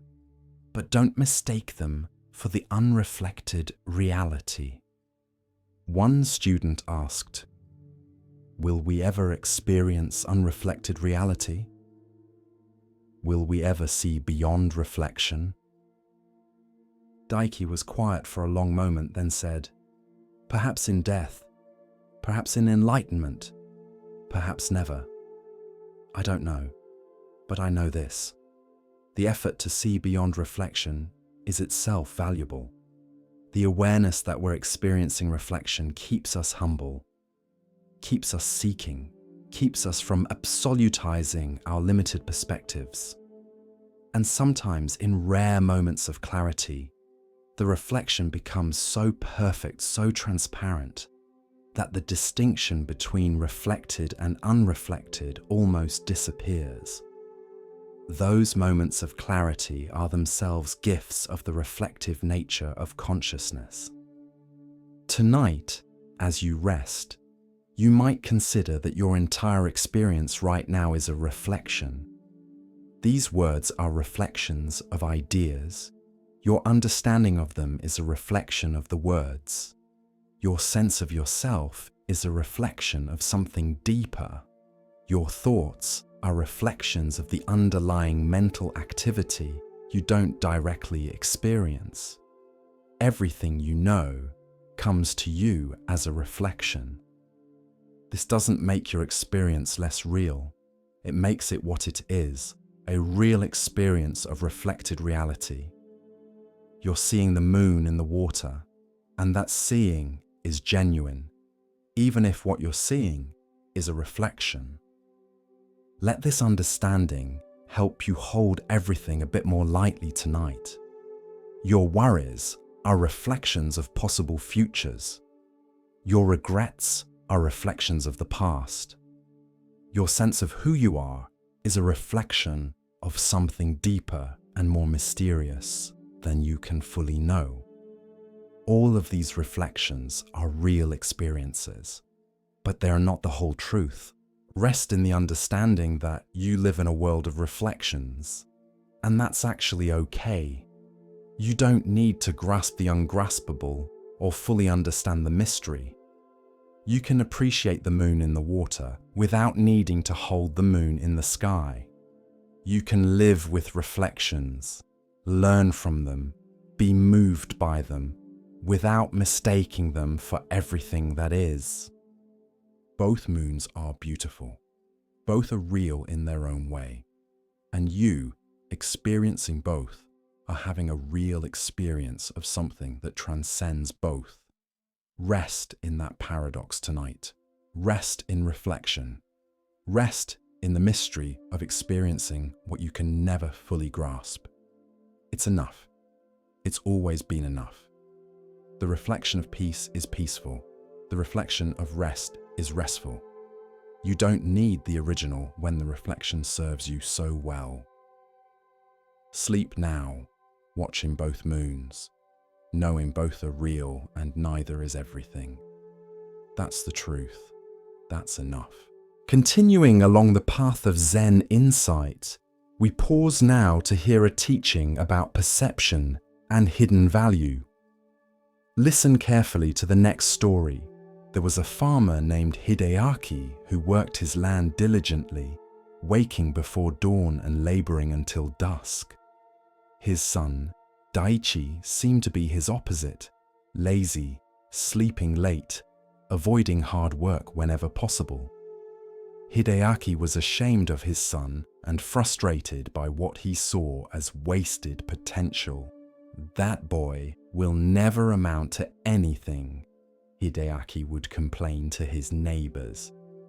"I work myself to exhaustion while he lounges under trees and daydreams. He has no ambition, no drive, no sense of responsibility." The neighbors agreed with Hideaki's assessment. They saw Daichi as a disappointment, a young man who would never succeed because he lacked his father's work ethic. Some pitied Hideaki for having such a lazy son. Others judged Daichi harshly, predicting he would become a burden on his family and community. What no one knew, including Hideaki, was that Daichi spent his time under those trees observing. While appearing to do nothing, he was watching everything. How water moved across the land, which areas stayed moist, and which dried quickly, where wind patterns created microclimates, and how different plants thrived in different locations. Daichi was learning the land in ways his father, focused only on immediate work, never had. While Hideaki fought against the land's natural tendencies, trying to impose his will through hard labor, Daichi was learning to understand the land's own wisdom. One year, a severe drought struck the region. Hideaki worked harder than ever, carrying water to his crops, trying to save them through sheer effort. But most of his crops died anyway, as did the crops of other hard-working farmers. The drought was too severe for labor alone to overcome. But Daichi, who everyone thought was lazy, quietly directed his efforts to the areas of the farm he knew, from his observations, retained moisture longest. He planted drought-resistant varieties in the driest areas. He used the natural wind patterns he had observed to create shade and reduce evaporation. He worked with the land's characteristics rather than against them. By the end of the season, Daichi's sections of the farm had produced a modest but real harvest, while Hideaki's sections had produced almost nothing despite his exhausting efforts. Hideaki was stunned. "How did you do this? You barely worked compared to me." "I worked differently," Daichi explained. "While you were laboring, I was learning. While you were fighting against the land, I was understanding it. My apparent laziness was actually observation. I was working, just not in ways that looked like work to you." He showed his father the subtle features of the land he had noticed, the slight depression that collected morning dew, the rock formation that created afternoon shade, the soil composition that retained moisture better than surrounding areas. "I learned all this by watching," Daichi said, "by sitting still and paying attention rather than constantly moving and doing." Hideaki felt something shift in his understanding. He had been so focused on visible labor, on constant activity, on the appearance of hard work that he had never stopped to actually understand what he was working with. His son, whom he had judged as lazy, had been doing a different kind of work, the work of observation, understanding, and learning. "I'm sorry," Hideaki said. "I judged you without understanding what you were doing. I thought activity was the same as productivity, that visible effort was the same as effective effort. You were working all along, just in ways I didn't recognize as work." Word spread through the village about Daiichi's success during the drought. People who had judged him as lazy began to see him differently. Some felt ashamed of their premature conclusions.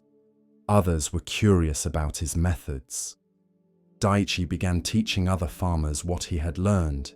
He showed them how to read the land, how to observe rather than just labor, how to work with natural patterns rather than against them. The farmers who had once thought him lazy began to value his seemingly idle observation time. "I used to think you were wasting your life under those trees," one neighbor admitted. "Now I understand you were studying. You were learning in ways that look like laziness to people who don't understand what learning can be." A Zen monk who heard this story visited Daiichi. "You've learned an important lesson that many people never learn," the monk said. "You've learned that judging too quickly, based on appearances and conventional standards, often misses the truth. Your father judged you by how much visible labor you performed, but the quality of your outcomes proved that visible labor isn't the only measure of value." Daiichi nodded. "I learned something else too. I learned that what looks like laziness might be rest, or observation, or a different kind of work, and that what looks like hard work might be an inefficient struggle. Appearances are misleading. Outcomes reveal truth." The monk smiled.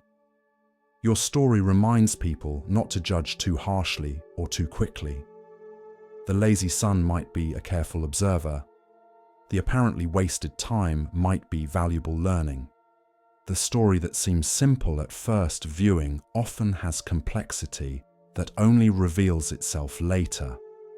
Years passed, and Daiichi became known as a wise farmer, though he still spent time sitting under trees, watching the land.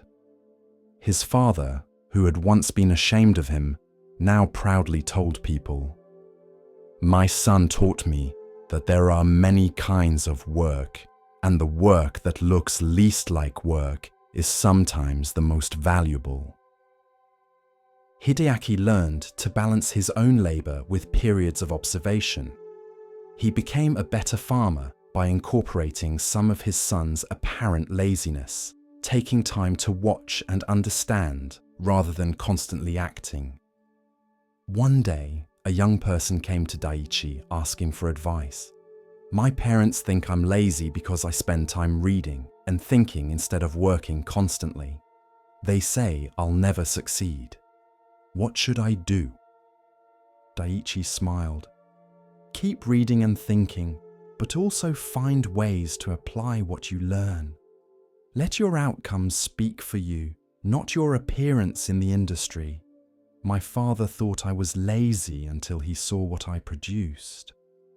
Your parents will understand when they see the fruits of your different kinds of work."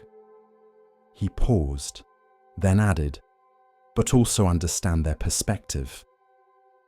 To someone who values visible labor, observation looks like idleness. To someone who measures worth by constant activity, stillness looks like laziness. Don't judge them for judging you. Just prove through outcomes that your way has value too." The young person asked, "But what if I fail? What if my approach doesn't produce results?" "Then you learn and adjust," Daiichi replied. "I wasn't just sitting under trees doing nothing. I was observing, learning, thinking, and planning. If my approach had failed, I would have learned from that and tried something else." The point isn't that observation is always better than labor. The point is that judging approaches too quickly before seeing their outcomes often misses value. Tonight, as you rest, you might consider who you've been judging as lazy or unproductive. What if their stillness is observation? What if their rest is preparation? What if their apparent inactivity is actually a different kind of work that you don't recognize? And what about yourself? How harshly have you judged your own times of rest or stillness? Have you internalized the belief that only visible activity counts as work? Have you dismissed the value of observation, learning, thinking, and resting because these don't look like traditional labor? Not all work looks like work. Not all productivity is visible. Not all success comes from constant striving. Sometimes the lazy son who watches patiently sees what the hard-working father who never stops moving misses. Sometimes stillness achieves what activity cannot. Sometimes the full story only reveals itself long after the first judgment is made. Rest now without judging your rest. Let yourself be Daiichi under the tree, observing, learning, preparing in ways that might not look productive to outside observers, but that create real value. The lazy son wasn't lazy. He was doing a different kind of work. And so are you. Even in this moment of apparent inactivity, rest is work, observation is productivity, stillness is motion that hasn't revealed itself yet. Trust that the full story of your life will prove this, even if current appearances suggest otherwise. Sleep now, not lazy, but learning, not inactive, but preparing, not wasting time, but using it in ways that will only reveal their value when the drought comes, and your careful observation produces a harvest where frantic labor produced nothing. In a mountain village, there lived a woman named Sayuri, who had a reputation as an oracle. People would travel from distant places to seek her wisdom on important decisions. Should I marry this person? Should I pursue this business opportunity? Should I move to a new city? But Sayuri had an unusual way of responding to questions. She never gave direct answers. Instead, she would reply with more questions. A merchant came to her asking, "Should I invest in this new trade route?" Sayuri replied, "What would make that investment right for you? What would make it wrong? Which outcome could you live with more easily?" The merchant, frustrated, pressed her. "But what do you think I should do?" "Why does my opinion matter more than yours?" Sayuri asked. "You know your circumstances, your resources, your risk tolerance. I don't. How could my answer be better than the answer you would reach by examining your own wisdom?" People found this approach maddening. They wanted clear guidance, definite answers, someone to tell them what to do. Instead, Sayuri gave them questions that turned their attention inward. A young woman came asking whether she should accept a marriage proposal. "The man is suitable," she explained. "My family approves. But I feel uncertain." "What is the uncertainty?" Sayuri asked. "I don't know if I love him enough." "What is enough love for marriage?" Sayuri inquired. "Who defines that measure? And more importantly, what does your uncertainty tell you?" The young woman sat with these questions. Slowly, she realized she already knew her answer. The uncertainty wasn't confusion. It was clear trying to be heard beneath the noise of expectations and social pressure. She didn't want to marry this man. She had known it all along, but had been afraid to acknowledge it. "You already had your answer," Sayuri said when the woman expressed this realization. "You just needed permission to hear it. If I had told you what to do, you would have either resented me for the advice or become dependent on me for future decisions. But by asking questions, I helped you find your own wisdom." Now you trust yourself more than you did before. A farmer came with a more desperate question. His crops were failing, and he needed to decide whether to borrow money to try new methods or sell his land and find other work. "Please," he begged, "just tell me what to do. I can't decide." "What happens if you borrow and the new methods fail?" Sayuri asked. "I lose everything." "What happens if you sell the land?" "I lose my family's heritage, but I avoid debt." "Which loss could you live with?" Sayuri continued. "Losing everything, including your dignity, through failed debt? Or losing your land but keeping your freedom from debt? Which regret would be smaller?" The farmer thought deeply. He realized that he valued security over heritage. The land was important, but being debt-free was more important. Once he saw this clearly, his decision became obvious. "But what if I'm wrong?" he asked Sayuri. "What if you're right?" she countered. "Why assume the wrong choice is more likely than the right one? And even if you choose poorly, will you learn something? Will you adapt? Or will you be paralyzed forever by fear of making mistakes?"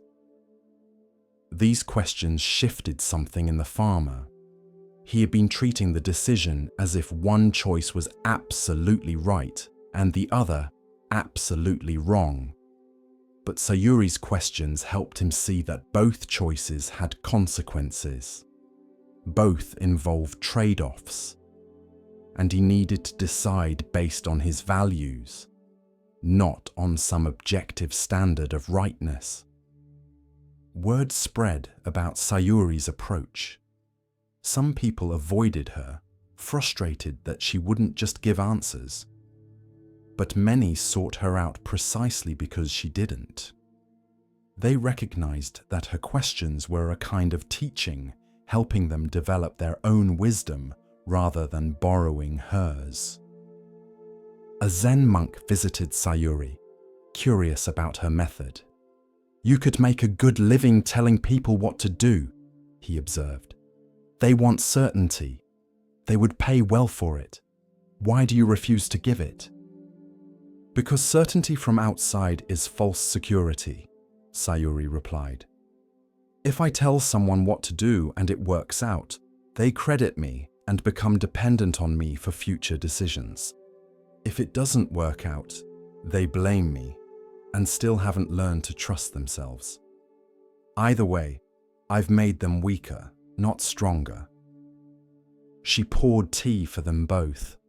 "But when I ask questions that help them find their own answers, they become stronger. They learn to consult their own wisdom. They develop confidence in their decision-making. Even if they choose poorly, they learn from their own mistakes rather than blaming someone else." The monk nodded thoughtfully. "Your questions are a form of teaching. You're not withholding wisdom. You're pointing people toward the wisdom they already possess." "Exactly," Sayuri agreed. "Most people have more wisdom than they realize. They just don't trust it. They've been taught to look outside themselves for answers, to defer to authorities, to doubt their own judgment. My questions permit them to trust what they already know." She looked at the monk directly. "The same is true in meditation practice, isn't it? A good teacher doesn't give you enlightenment. They ask questions or create situations that help you recognize what's already there. The wisdom isn't imported from outside. It's revealed from within." "Yes," the monk agreed. "The best teaching is the teaching that makes itself unnecessary by helping students trust their own understanding." Years passed, and Sayuri grew old. People worried about who would replace her as the village oracle. But Sayuri refused to train a successor. "I haven't been giving answers," she said. "I've been asking questions." "Anyone can do that. You don't need a special oracle. You need to practice asking yourselves better questions. She taught the village a method. When facing a decision, ask yourself questions instead of seeking immediate answers. What do I value most in this situation? What outcome could I live with most easily? What does my hesitation tell me? What would I advise a friend in this situation? What do I already know that I'm afraid to acknowledge? These questions, Sayuri explained, are tools for excavating your own wisdom. The answers are already in you. You just need to dig them out from under the layers of fear, expectation, and conditioning. On her deathbed, surrounded by villagers who had come to thank her for her guidance over the years, someone asked, "Sayuri, what is the most important question?" Even then, she smiled and replied with a question.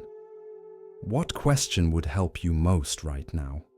And when you've answered that, what question would help you next? The most important question is always the one that moves you deeper into your own understanding. Tonight, as you rest, what questions might you ask yourself? Not demanding answers, not forcing resolution, just inquiring gently into your own experience. What am I feeling right now? What do I need in this moment? What wisdom am I carrying that I haven't yet listened to? What am I afraid to acknowledge? You don't need someone else's answers. You don't need an oracle or expert to tell you what to do, how to feel, who to be. The wisdom is already in you, has always been in you, waiting for the right questions to draw it out. Ask yourself questions tonight and listen for the answers that rise from your own depths. They're more trustworthy than anything someone else could tell you. Rest now in your own wisdom, asking and listening, questioning and discovering. The oracle you seek is you. As we drift deeper into the still waters of Zen, a quiet teaching begins to rise, one that speaks of clarity and of value not always seen. Listen gently now. The next story begins. In a coastal village where dangerous rocks lurked beneath the waves, there stood a lighthouse that had saved countless ships from destruction. The lighthouse keeper was a man named Tomo, who had tended the light faithfully for 20 years, never missing a night, never letting the beacon fail. Tomo took great pride in his work. Each evening as he lit the lamp, he would think about the ships that would see his light and know where the safe passage lay. He imagined grateful sailors steering clear of the rocks because of his vigilance. His purpose was clear, his contribution visible, his worth measured in ships that arrived safely rather than wrecking on the shore. But then came a period in Tomo's life when everything fell apart. His wife died after a long illness. His adult son, with whom he'd been close, moved to a distant city and rarely wrote. His closest friend in the village passed away suddenly. Within the span of 6 months, Tomo lost everyone who mattered most to him. He fell into a deep despair. He no longer felt the satisfaction he once had in his work. The lighthouse seemed meaningless, his life empty, his purpose hollow. He felt lost, as if he were stumbling through darkness with no light to guide him, no sense of direction, no hope that things would improve.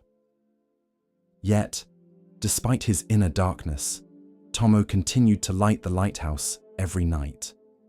It was a habit, a duty, the automatic continuation of what he had always done. But there was no joy in it anymore, no sense of meaning. He lit the lamp because that's what lighthouse keepers do, not because he felt it mattered. He would stand in the lamp room at night, watching the light sweep across the dark water and think, I'm supposed to be the one providing light, but I'm drowning in darkness. I'm supposed to guide others to safety, but I'm completely lost in myself. What right do I have to stand here pretending to know the way when I can't find my own path? One stormy night, as Tomo stood in the lamp room feeling particularly hopeless, there was a knock at the lighthouse door. He descended to find a sailor, soaking wet, nearly hypothermic, who had been thrown from his ship when a wave swept over the deck. I saw your light, the sailor gasped as Tomo pulled him inside. I was in the water, being pulled toward the rocks. I thought I was going to die. Then I saw your light, and I swam toward it. Your light saved my life. Tomo brought the man warm clothes, hot tea, and blankets.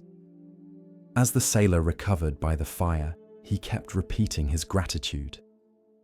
If your light hadn't been there, I would have been smashed against the rocks. I couldn't see anything else, but I could see your light. It showed me which way to swim. After the sailor left the next morning, rescued by his ship, which had returned looking for him, Tomo sat for a long time thinking about what had happened. He had been so focused on his own inner darkness that he had forgotten what his light actually did. It didn't require him to feel enlightened. It didn't need him to be free of darkness himself. It just needed to shine. The sailor didn't care that the lighthouse keeper was lost and grieving. The sailor didn't need Tomo to have all the answers or to be living a perfect life. The sailor just needed the light to be there, marking the safe passage, showing where the dangers were. A Zen monk who lived at the village had heard about the rescued sailor. He came to visit Tomo at the lighthouse. I've noticed you've been struggling, the monk said gently. Since your losses, I see the darkness in you. Tomo nodded, too tired to pretend otherwise. I light this beacon every night, but I feel like a fraud. How can I guide others when I'm lost myself? How can I provide light when I'm full of darkness? The monk looked up at the lamp tower. Does the lighthouse need to understand navigation to be useful? Does it need to have sailed all the seas to show where the rocks are? Does it need to feel happy and fulfilled to save lives? No, Tomo admitted.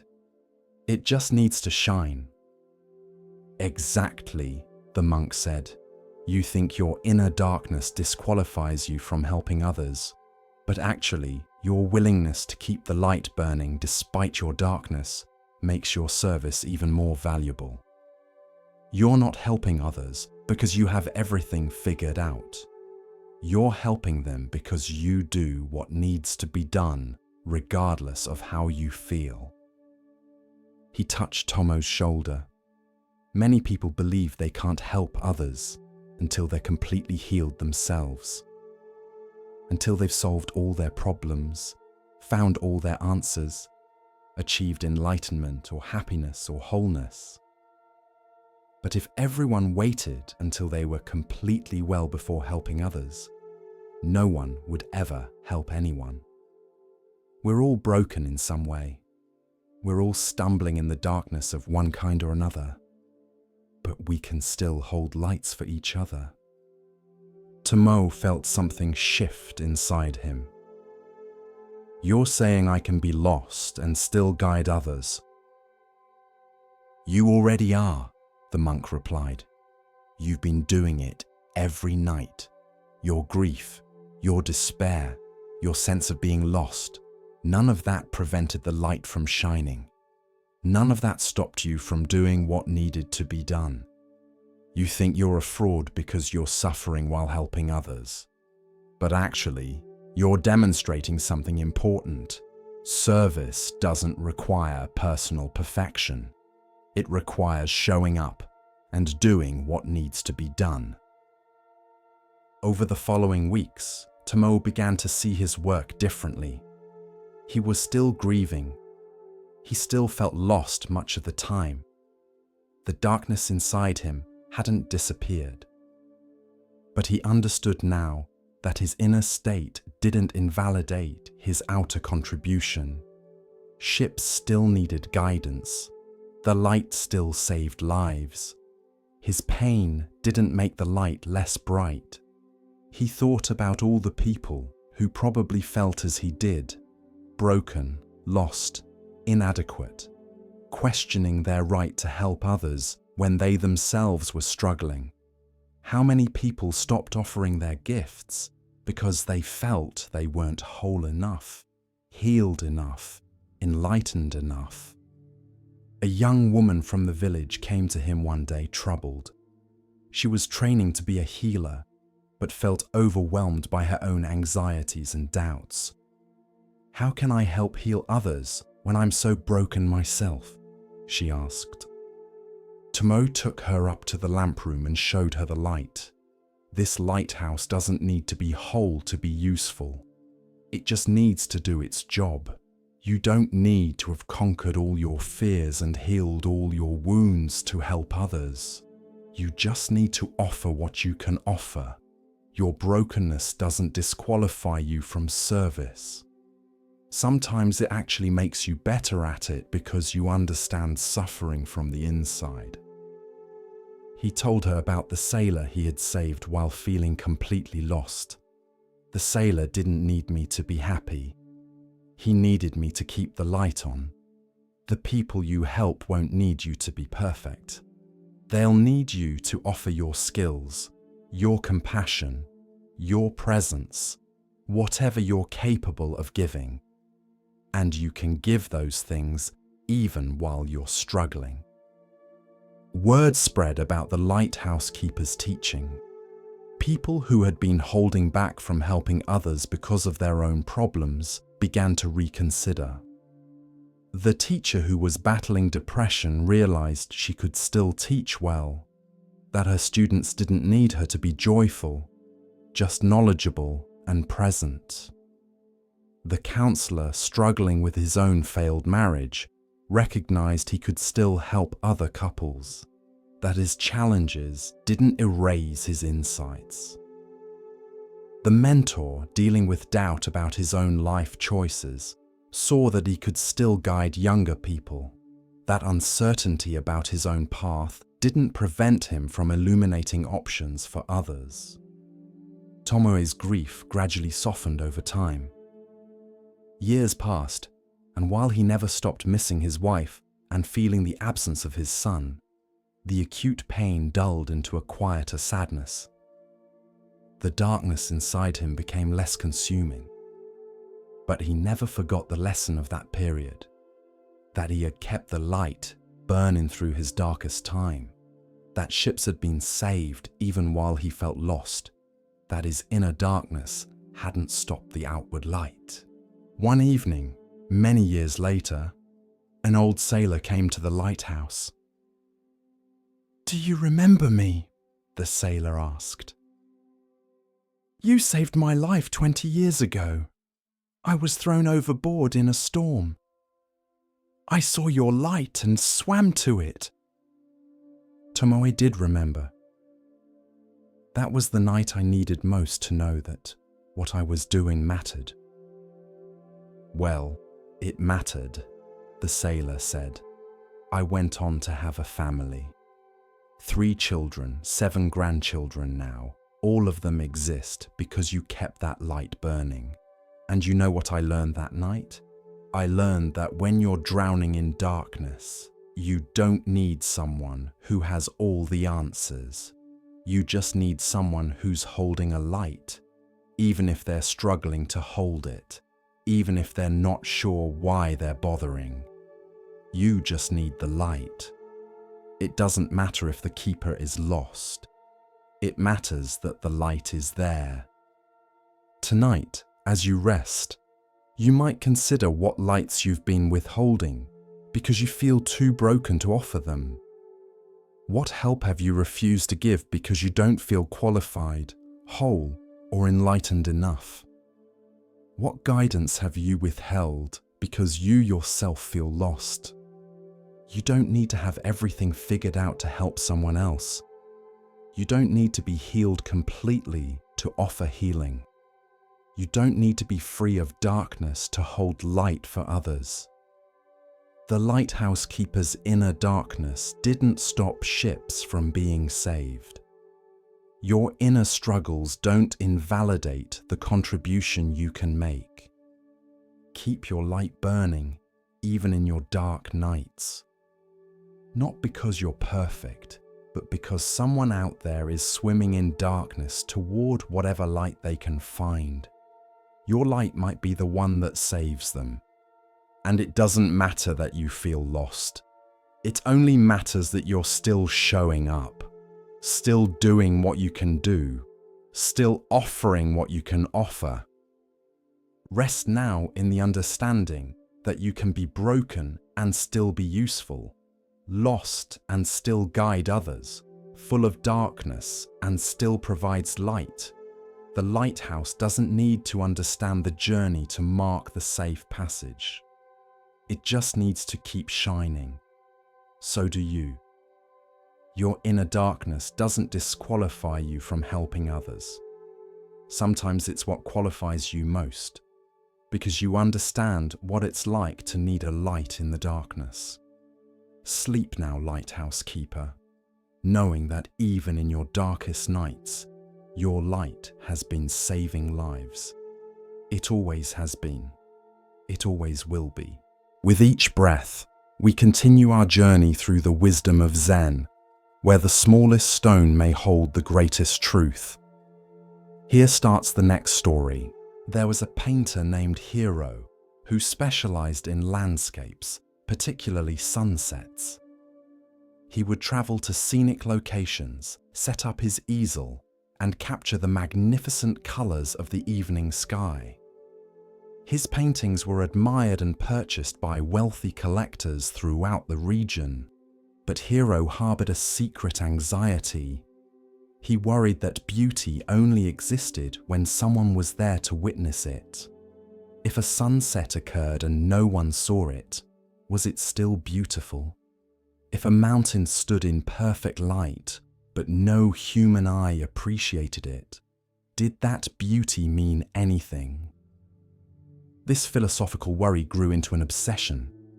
Hiro began to feel that his purpose as an artist was essential, that without him and others like him to witness and record beauty, that beauty was somehow wasted, meaningless, lost. He expressed this concern to a Zen monk named Daigu, who lived near one of Hiro's favorite painting locations. If I didn't come here to paint these sunsets, they would just happen and disappear with no one to appreciate them. Doesn't that seem like a waste? Daigu looked at Hiro with gentle amusement. Let me ask you something. Before humans existed, before there were any conscious beings to witness them, did sunsets occur? Yes, I suppose so. And were they beautiful? How could they be beautiful if there was no one to see them? Ah, Daigu said. So you believe beauty is created by the observer rather than existing in the observed? This question troubled Hiro. He had always thought beauty was a quality inherent in things, but maybe he was wrong. Maybe beauty was just a human interpretation, a meaning we project onto neutral phenomena. Daigu continued, Tonight, stay at my temple. In the morning, before dawn, I'll show you something. That night, Hiro could barely sleep, wondering what the monk would show him. Before sunrise, Daigu woke him and led him to a secluded valley far from any human habitation. We're going to leave now, Daigu said, and we're not going to look back. This evening, the sunset will occur here, with no human to witness it. According to your theory, that sunset will not be beautiful because there's no one to appreciate it. But how will we know? Hiro asked. Exactly, Daigu smiled. How will we know? And does not knowing change anything about what actually happens? They left the valley and returned to the temple. All day, Hiro thought about the sunset occurring in that empty valley. The sky is going through its evening transformation with no human eye to see it. Colors blooming and fading with no one to call them beautiful. That evening, sitting with Daigu as the sun set over the temple, Hiro said, "Right now, in that valley, the sunset is happening. And it's the same sky, the same light, the same colors as here. The only difference is, we're not there to see it." "And?" Daigu prompted. "And I realize my presence doesn't create the beauty. It just allows me to participate in it.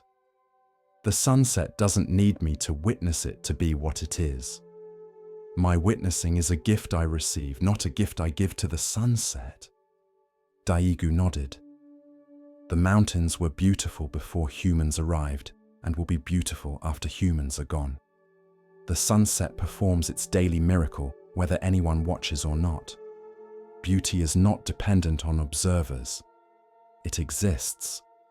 Our observation of it is our privilege, not our creation or our responsibility." This understanding transformed Hiro's relationship with his art. He had been painting with a sense of urgent mission, as if he needed to capture and preserve beauty before it was lost to obscurity. Now, he painted with gratitude, recognizing that he was participating in beauty, not rescuing it. His paintings changed. They became less about controlling and capturing, and more about celebrating and sharing. Critics said his later work had a quality of joy that his earlier, technically superior work had lacked. One student asked Hiro, "If beauty exists without observers, why paint at all? Why bother witnessing it?" "Because witnessing is a joy," Hiro replied, "not a duty. I don't paint because the sunset needs me. I paint because I need the sunset. Being present to beauty enriches me. Sharing that experience with others through my paintings is a gift I offer. But the beauty itself doesn't depend on my offering. It simply is." He told the student about the sunset in the empty valley. Somewhere right now, a magnificent sunset is occurring that no human will ever see. No photograph will capture it. No painting will record it. It will happen and end and be gone forever from human knowledge. And that's perfect. That sunset doesn't exist for us. It exists because the earth turns and light bends and atmosphere scatters color. We're fortunate when we get to witness it, but our witnessing isn't required. This lesson extended beyond sunsets to everything in Hiro's life. He realized he'd been placing himself at the center of existence, as if things needed him to matter. But actually, everything had its own existence, its own worth, independent of his awareness or appreciation. The tree in his garden was a tree whether he noticed it or not. The bird singing in the morning was completing its nature whether he heard it or not. The stars were shining whether he looked up at them or not. His presence as an observer was optional, not essential. Everything existed quite fully without him. "This could feel depressing," he told Daigu later. "Realizing that I'm not essential, that everything would continue without me." "Or it could feel liberating," Daigu replied. You don't have to carry the burden of making things matter. They already matter. Your role is simply to participate, to witness, to celebrate when you're fortunate enough to be present. This is a much lighter burden than thinking you must observe everything to validate its existence. Years later, when Hero was old and knew he was dying, a young painter came to him, worried. "When I die, who will paint these mountains? Who will witness these sunsets? Will all this beauty be wasted?" Hero smiled, remembering his own younger anxieties. "The beauty will be what it has always been, complete and independent of observers. Other people will witness it. And even if no people witnessed it, it would still be itself, still be beautiful in its own right. You're not the author of beauty. You're just a fortunate participant in it. Paint while you can, witness what you're able to, and rest easy knowing that beauty doesn't depend on you to exist." Tonight, as you rest, you might find relief in this teaching. The world doesn't need you to be constantly observing, appreciating, and validating it for it to have worth. Your life has value. Your presence matters, but not because everything depends on you. Rather, because you get to participate in existence, to witness beauty, to experience being alive. This moment, right now, is happening whether you're paying attention or not. The universe is unfolding whether you're conscious of it or not. You can rest completely, releasing all concern that you need to be witnessing and validating and appreciating every moment. Some moments will happen without you. Some beauty will bloom and fade unseen. And that's perfect. That's how it should be. Rest in the understanding that you're not the center of existence, but a participant in it, a grateful guest, not a required audience. Let the world exist without your constant attention. Let beauty be beautiful, whether you're watching or not. This is freedom. This is peace. This is the deep rest of knowing you can stop, can close your eyes, can let go completely, and everything will continue being exactly what it is. There was a young man named Koji whose father had died, leaving substantial debts.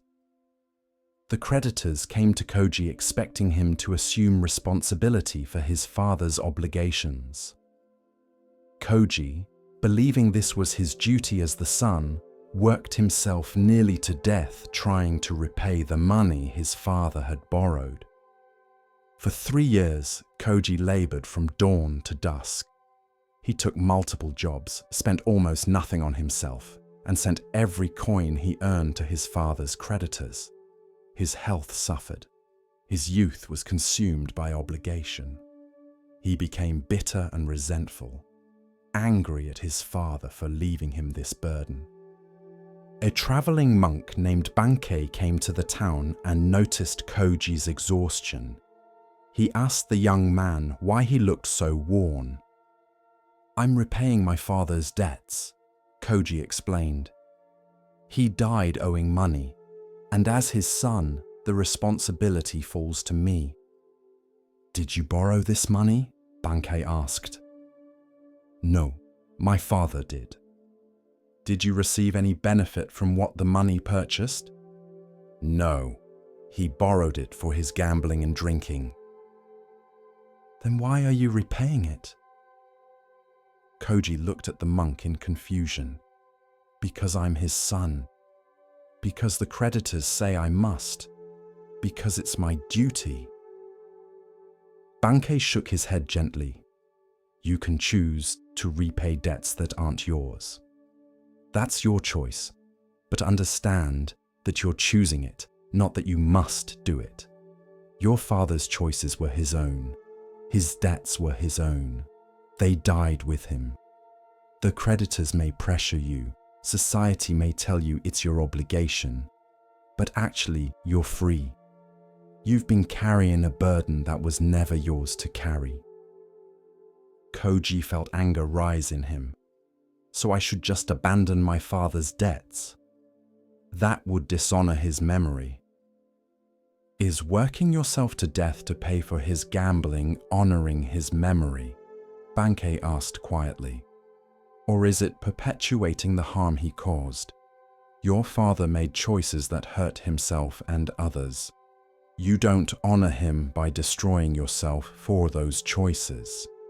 You honor him by living differently, by not continuing the cycle of harm. This conversation shook something loose in Koji. He had never questioned the assumption that his father's debts were now his.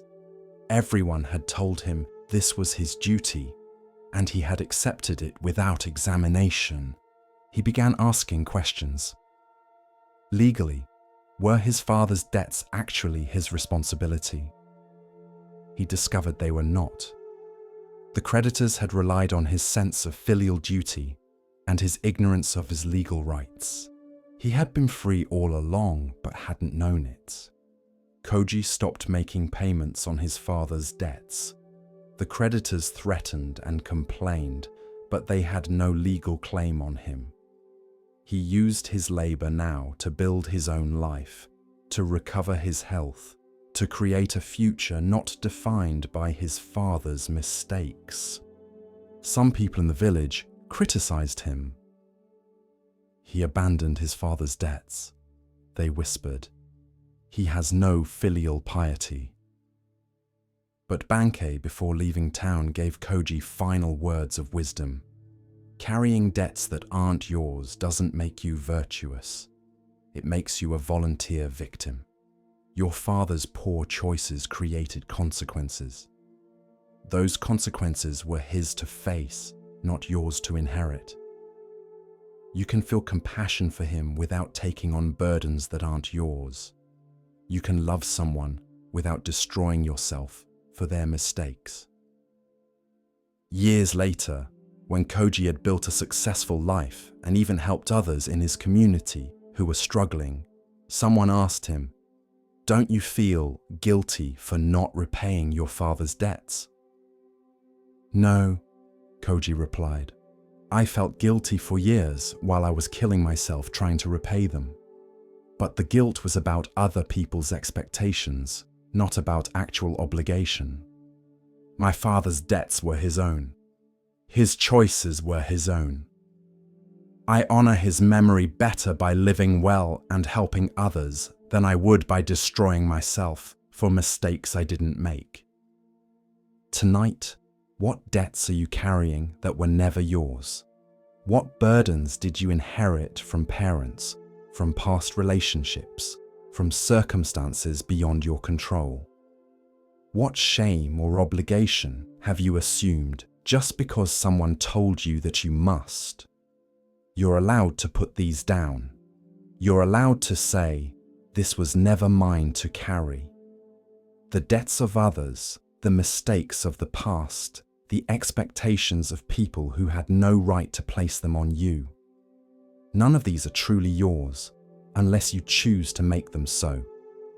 Rest tonight in freedom from all inherited burdens. You're responsible for your own choices, not for everyone else's. Let the dead bury the dead. Let old debts stay where they belong. You're free. The path of Zen unfolds like morning mist, soft and patient. In this next tale, we are invited to see, beyond appearance, into essence. Listen carefully to the next story. In an ancient temple, there lived a cat named Tama, who seemed to do nothing but sleep in the sun. While monks meditated, Tama napped. While monks worked, Tama lounged. While monks studied, Tama groomed herself lazily. To visitors, the cat appeared to be a freeloader, enjoying the temple's hospitality while contributing nothing. A new abbot arrived at the temple, a young man named Ryokan, who believed in efficiency and purpose. He was troubled by the cat's apparent uselessness. "That cat does nothing," he complained to the senior monks. "She just sleeps and eats. Why do we keep her?" The senior monks smiled but said nothing. They had learned long ago that Tama's purpose wasn't obvious to everyone immediately. Ryokan decided the cat had to earn her keep. He began assigning her duties: chase mice in the storage rooms, patrol the gardens for pests, anything productive. But Tama ignored these assignments. She continued her routine of sleeping in sunny spots, occasionally stretching, maintaining her serene presence. Frustrated, Ryokan announced his intention to find the cat a new home. "We cannot justify feeding an animal that serves no purpose." That very night, as if to prove his point, mice invaded the temple's grain storage. Ryokan rushed to wake the cat, to put her to work catching these pests. But he couldn't find her. She wasn't in any of her usual sleeping spots. Then he heard it. A soft, steady purring coming from the storage room. He opened the door and found Tama sitting perfectly still in the center of the room. She wasn't chasing mice. She wasn't even moving. She was just sitting, present, alert, purring quietly. And there were no mice in the room. Ryokan could hear them in the walls, could hear them trying to enter, but none crossed the threshold where Tama sat. Her mere presence, her calm watchfulness, was keeping them at bay. She didn't need to chase them. She didn't need to kill them. She just needed to be there. Ryokan watched for over an hour. Tama never moved, never broke her meditation. She was like a guardian statue, her presence creating a boundary that mice instinctively wouldn't cross. Finally, as dawn approached, she stood, stretched, and calmly walked out of the storage room, heading for her favorite sunny spot. The senior monks found Ryokan standing in wonder. "She does have a purpose," he said quietly. "Yes," one of the senior monks replied, "but not the purpose you imagined. You wanted her to chase and hunt. You wanted visible action, measurable productivity. But Tama's gift is presence. She protects through being, not through doing. The mice sense a predator and stay away. She doesn't have to work hard. She just has to be what she is." Another monk added, "We tried to train cats before Tama. Cats that were energetic hunters, always chasing, always catching. But they disturbed the temple's peace. They left dead mice everywhere. They were exhausting to live with. Tama protects quietly, peacefully, just by being present. Her seeming laziness is actually perfect efficiency." Ryokan bowed to the cat, who had settled into a patch of morning sun and was already falling asleep. "Forgive me, Tama. I judged your worth by my standards instead of understanding your actual purpose." From that day forward, Ryokan looked at everything in the temple differently. The old plum tree that no longer bore fruit he had planned to cut down.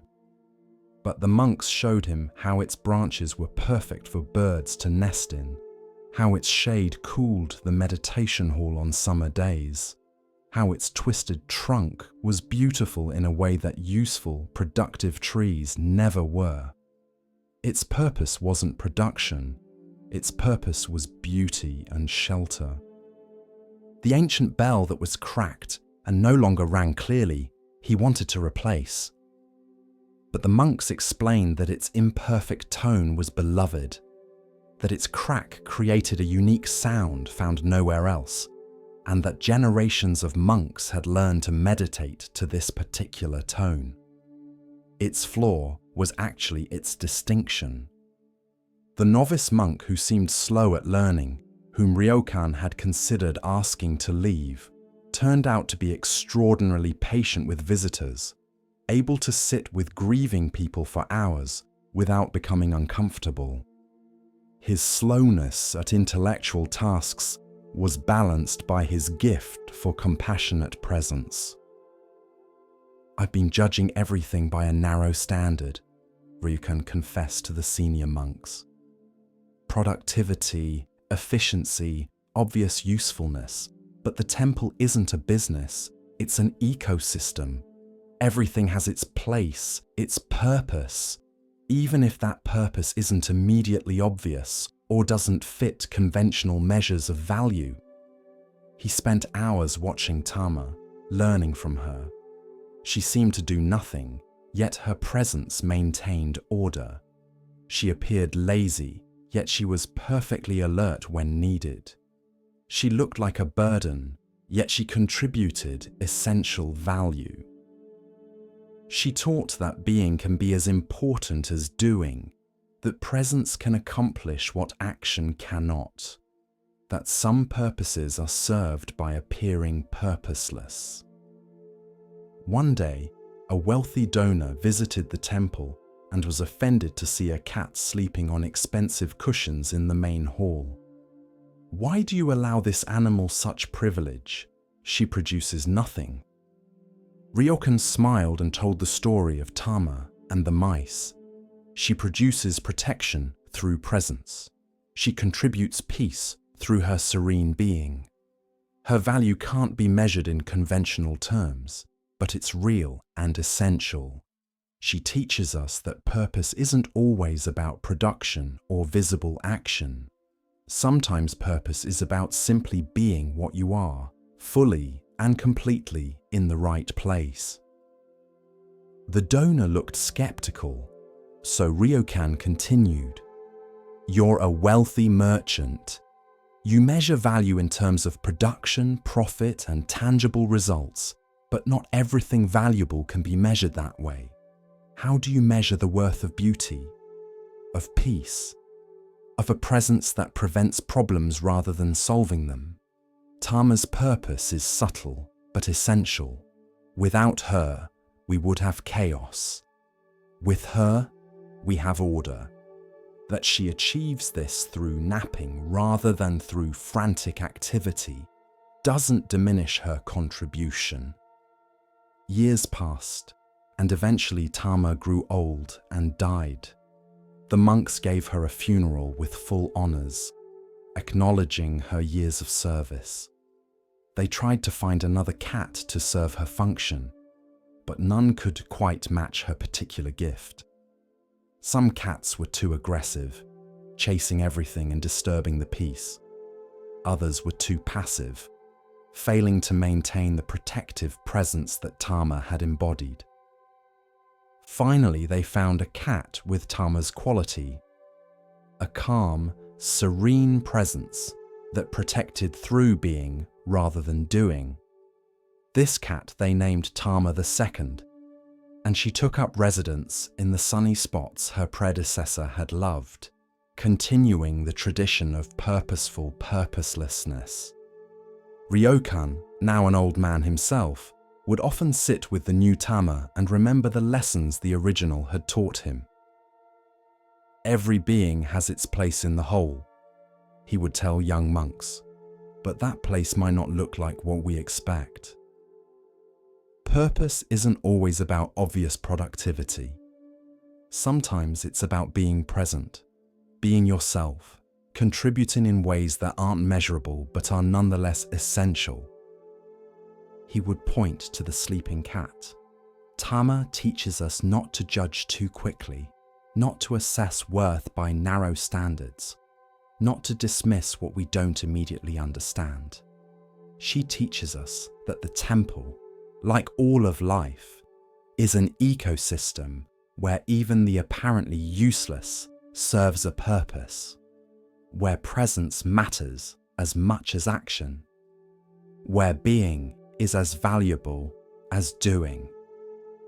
Tonight, as you rest, you might consider your own purpose. Perhaps you've been judging yourself by standards that don't fit what you actually are. Perhaps you've been trying to be productive in ways that go against your nature. Perhaps you've been dismissing your own value because it doesn't fit conventional measures. What if your purpose, like Tama's, is partly about presence, about being what you are, where you are, contributing value that isn't always visible or measurable? What if your times of rest, of apparent inactivity, of just being present, are actually serving important purposes that busy productivity never could? You don't have to chase and hunt and constantly produce to have worth. Sometimes protection comes through peaceful presence. Sometimes order is maintained through calm being. Sometimes the most valuable thing you can do is rest completely, be present fully, and trust that your very existence contributes to the whole in ways you may never fully understand. Sleep now like Tama, knowing that even in sleeping, you serve a purpose. In the hush of understanding, Zen offers us another glimpse of what it means to recognize worth not by weight or shine, but by presence. Here starts the next story. In a mountain village famous for its textiles, there was a master weaver named Chio who created cloth of extraordinary beauty. Her patterns were intricate, her colors perfectly balanced, her technique flawless. People would travel for days to commission work from her loom, and her pieces hung in the homes of nobles throughout the province. Then, one winter morning, Chio woke to find her hands had stiffened with arthritis. The pain was intense, but worse was the loss of the fine motor control that her craft demanded. She could no longer work the shuttle with her usual precision. The delicate adjustments that created her signature patterns were now impossible. For a weaver, this seemed like a death sentence. Chio's entire identity, her life's work, her purpose, all depended on her hands. Now those hands betrayed her, refusing to do what she commanded. She sat before her loom for hours, weeping, unable to imagine a future without her craft. Days turned to weeks. The loom sat silent. Chio refused visitors, refused commissions, refused to even look at the beautiful threads that had once brought her such joy. Her apprentice, a young woman named Nao, came regularly, begging Chio to teach her, to at least pass on knowledge if she could no longer create. But Chio sent her away each time. "What's the point?" she would say. "Without my hands, I have nothing to teach. I am nothing." One day, Nao arrived with a request that Chio couldn't refuse. A small child from the village was sick, and his mother had asked if Chio might weave even a simple cloth for the child's comfort. "She doesn't expect your fine work," Nao said gently. "She just wants something made by you, even if it's rough. She believes your cloth has healing in it." Chio couldn't say no to a sick child, so she returned to her loom for the first time in months. Her stiff hands struggled with the shuttle. The tension was uneven. The pattern she attempted came out distorted. Everything her hands produced now was clumsy, imperfect, wrong. But she continued, driven by compassion for the child. She created a simple blanket, nothing like her former masterpieces.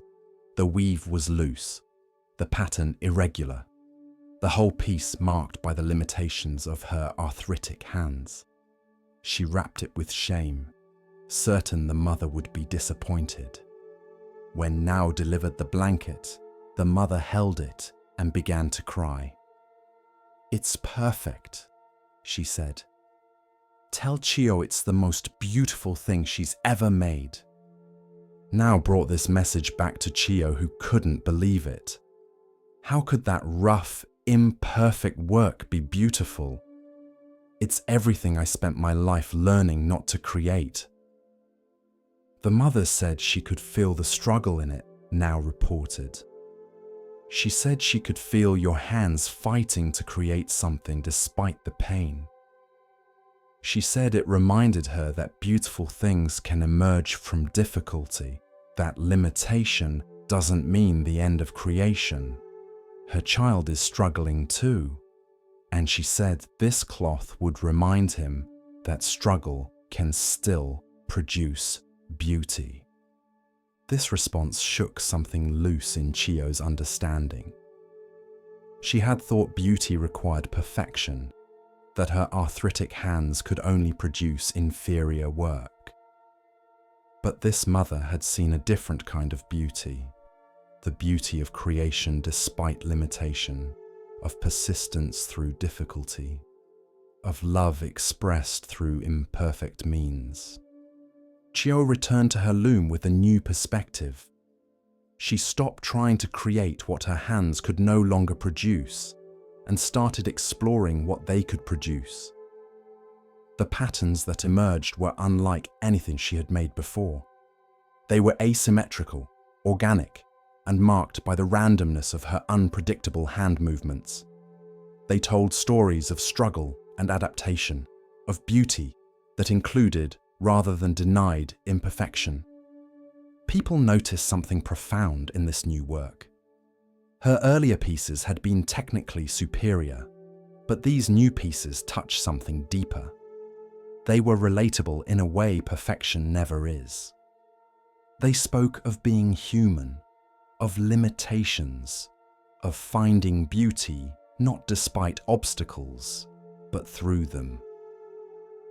"Your old work was impressive," one patron told her. "This new work is moving. I look at your perfect pieces and admire them. I look at these new pieces and feel understood." Chio began teaching again, but with a transformed philosophy. "I spent 30 years pursuing perfection," she would tell students. "I thought my value as a weaver came from my technical mastery.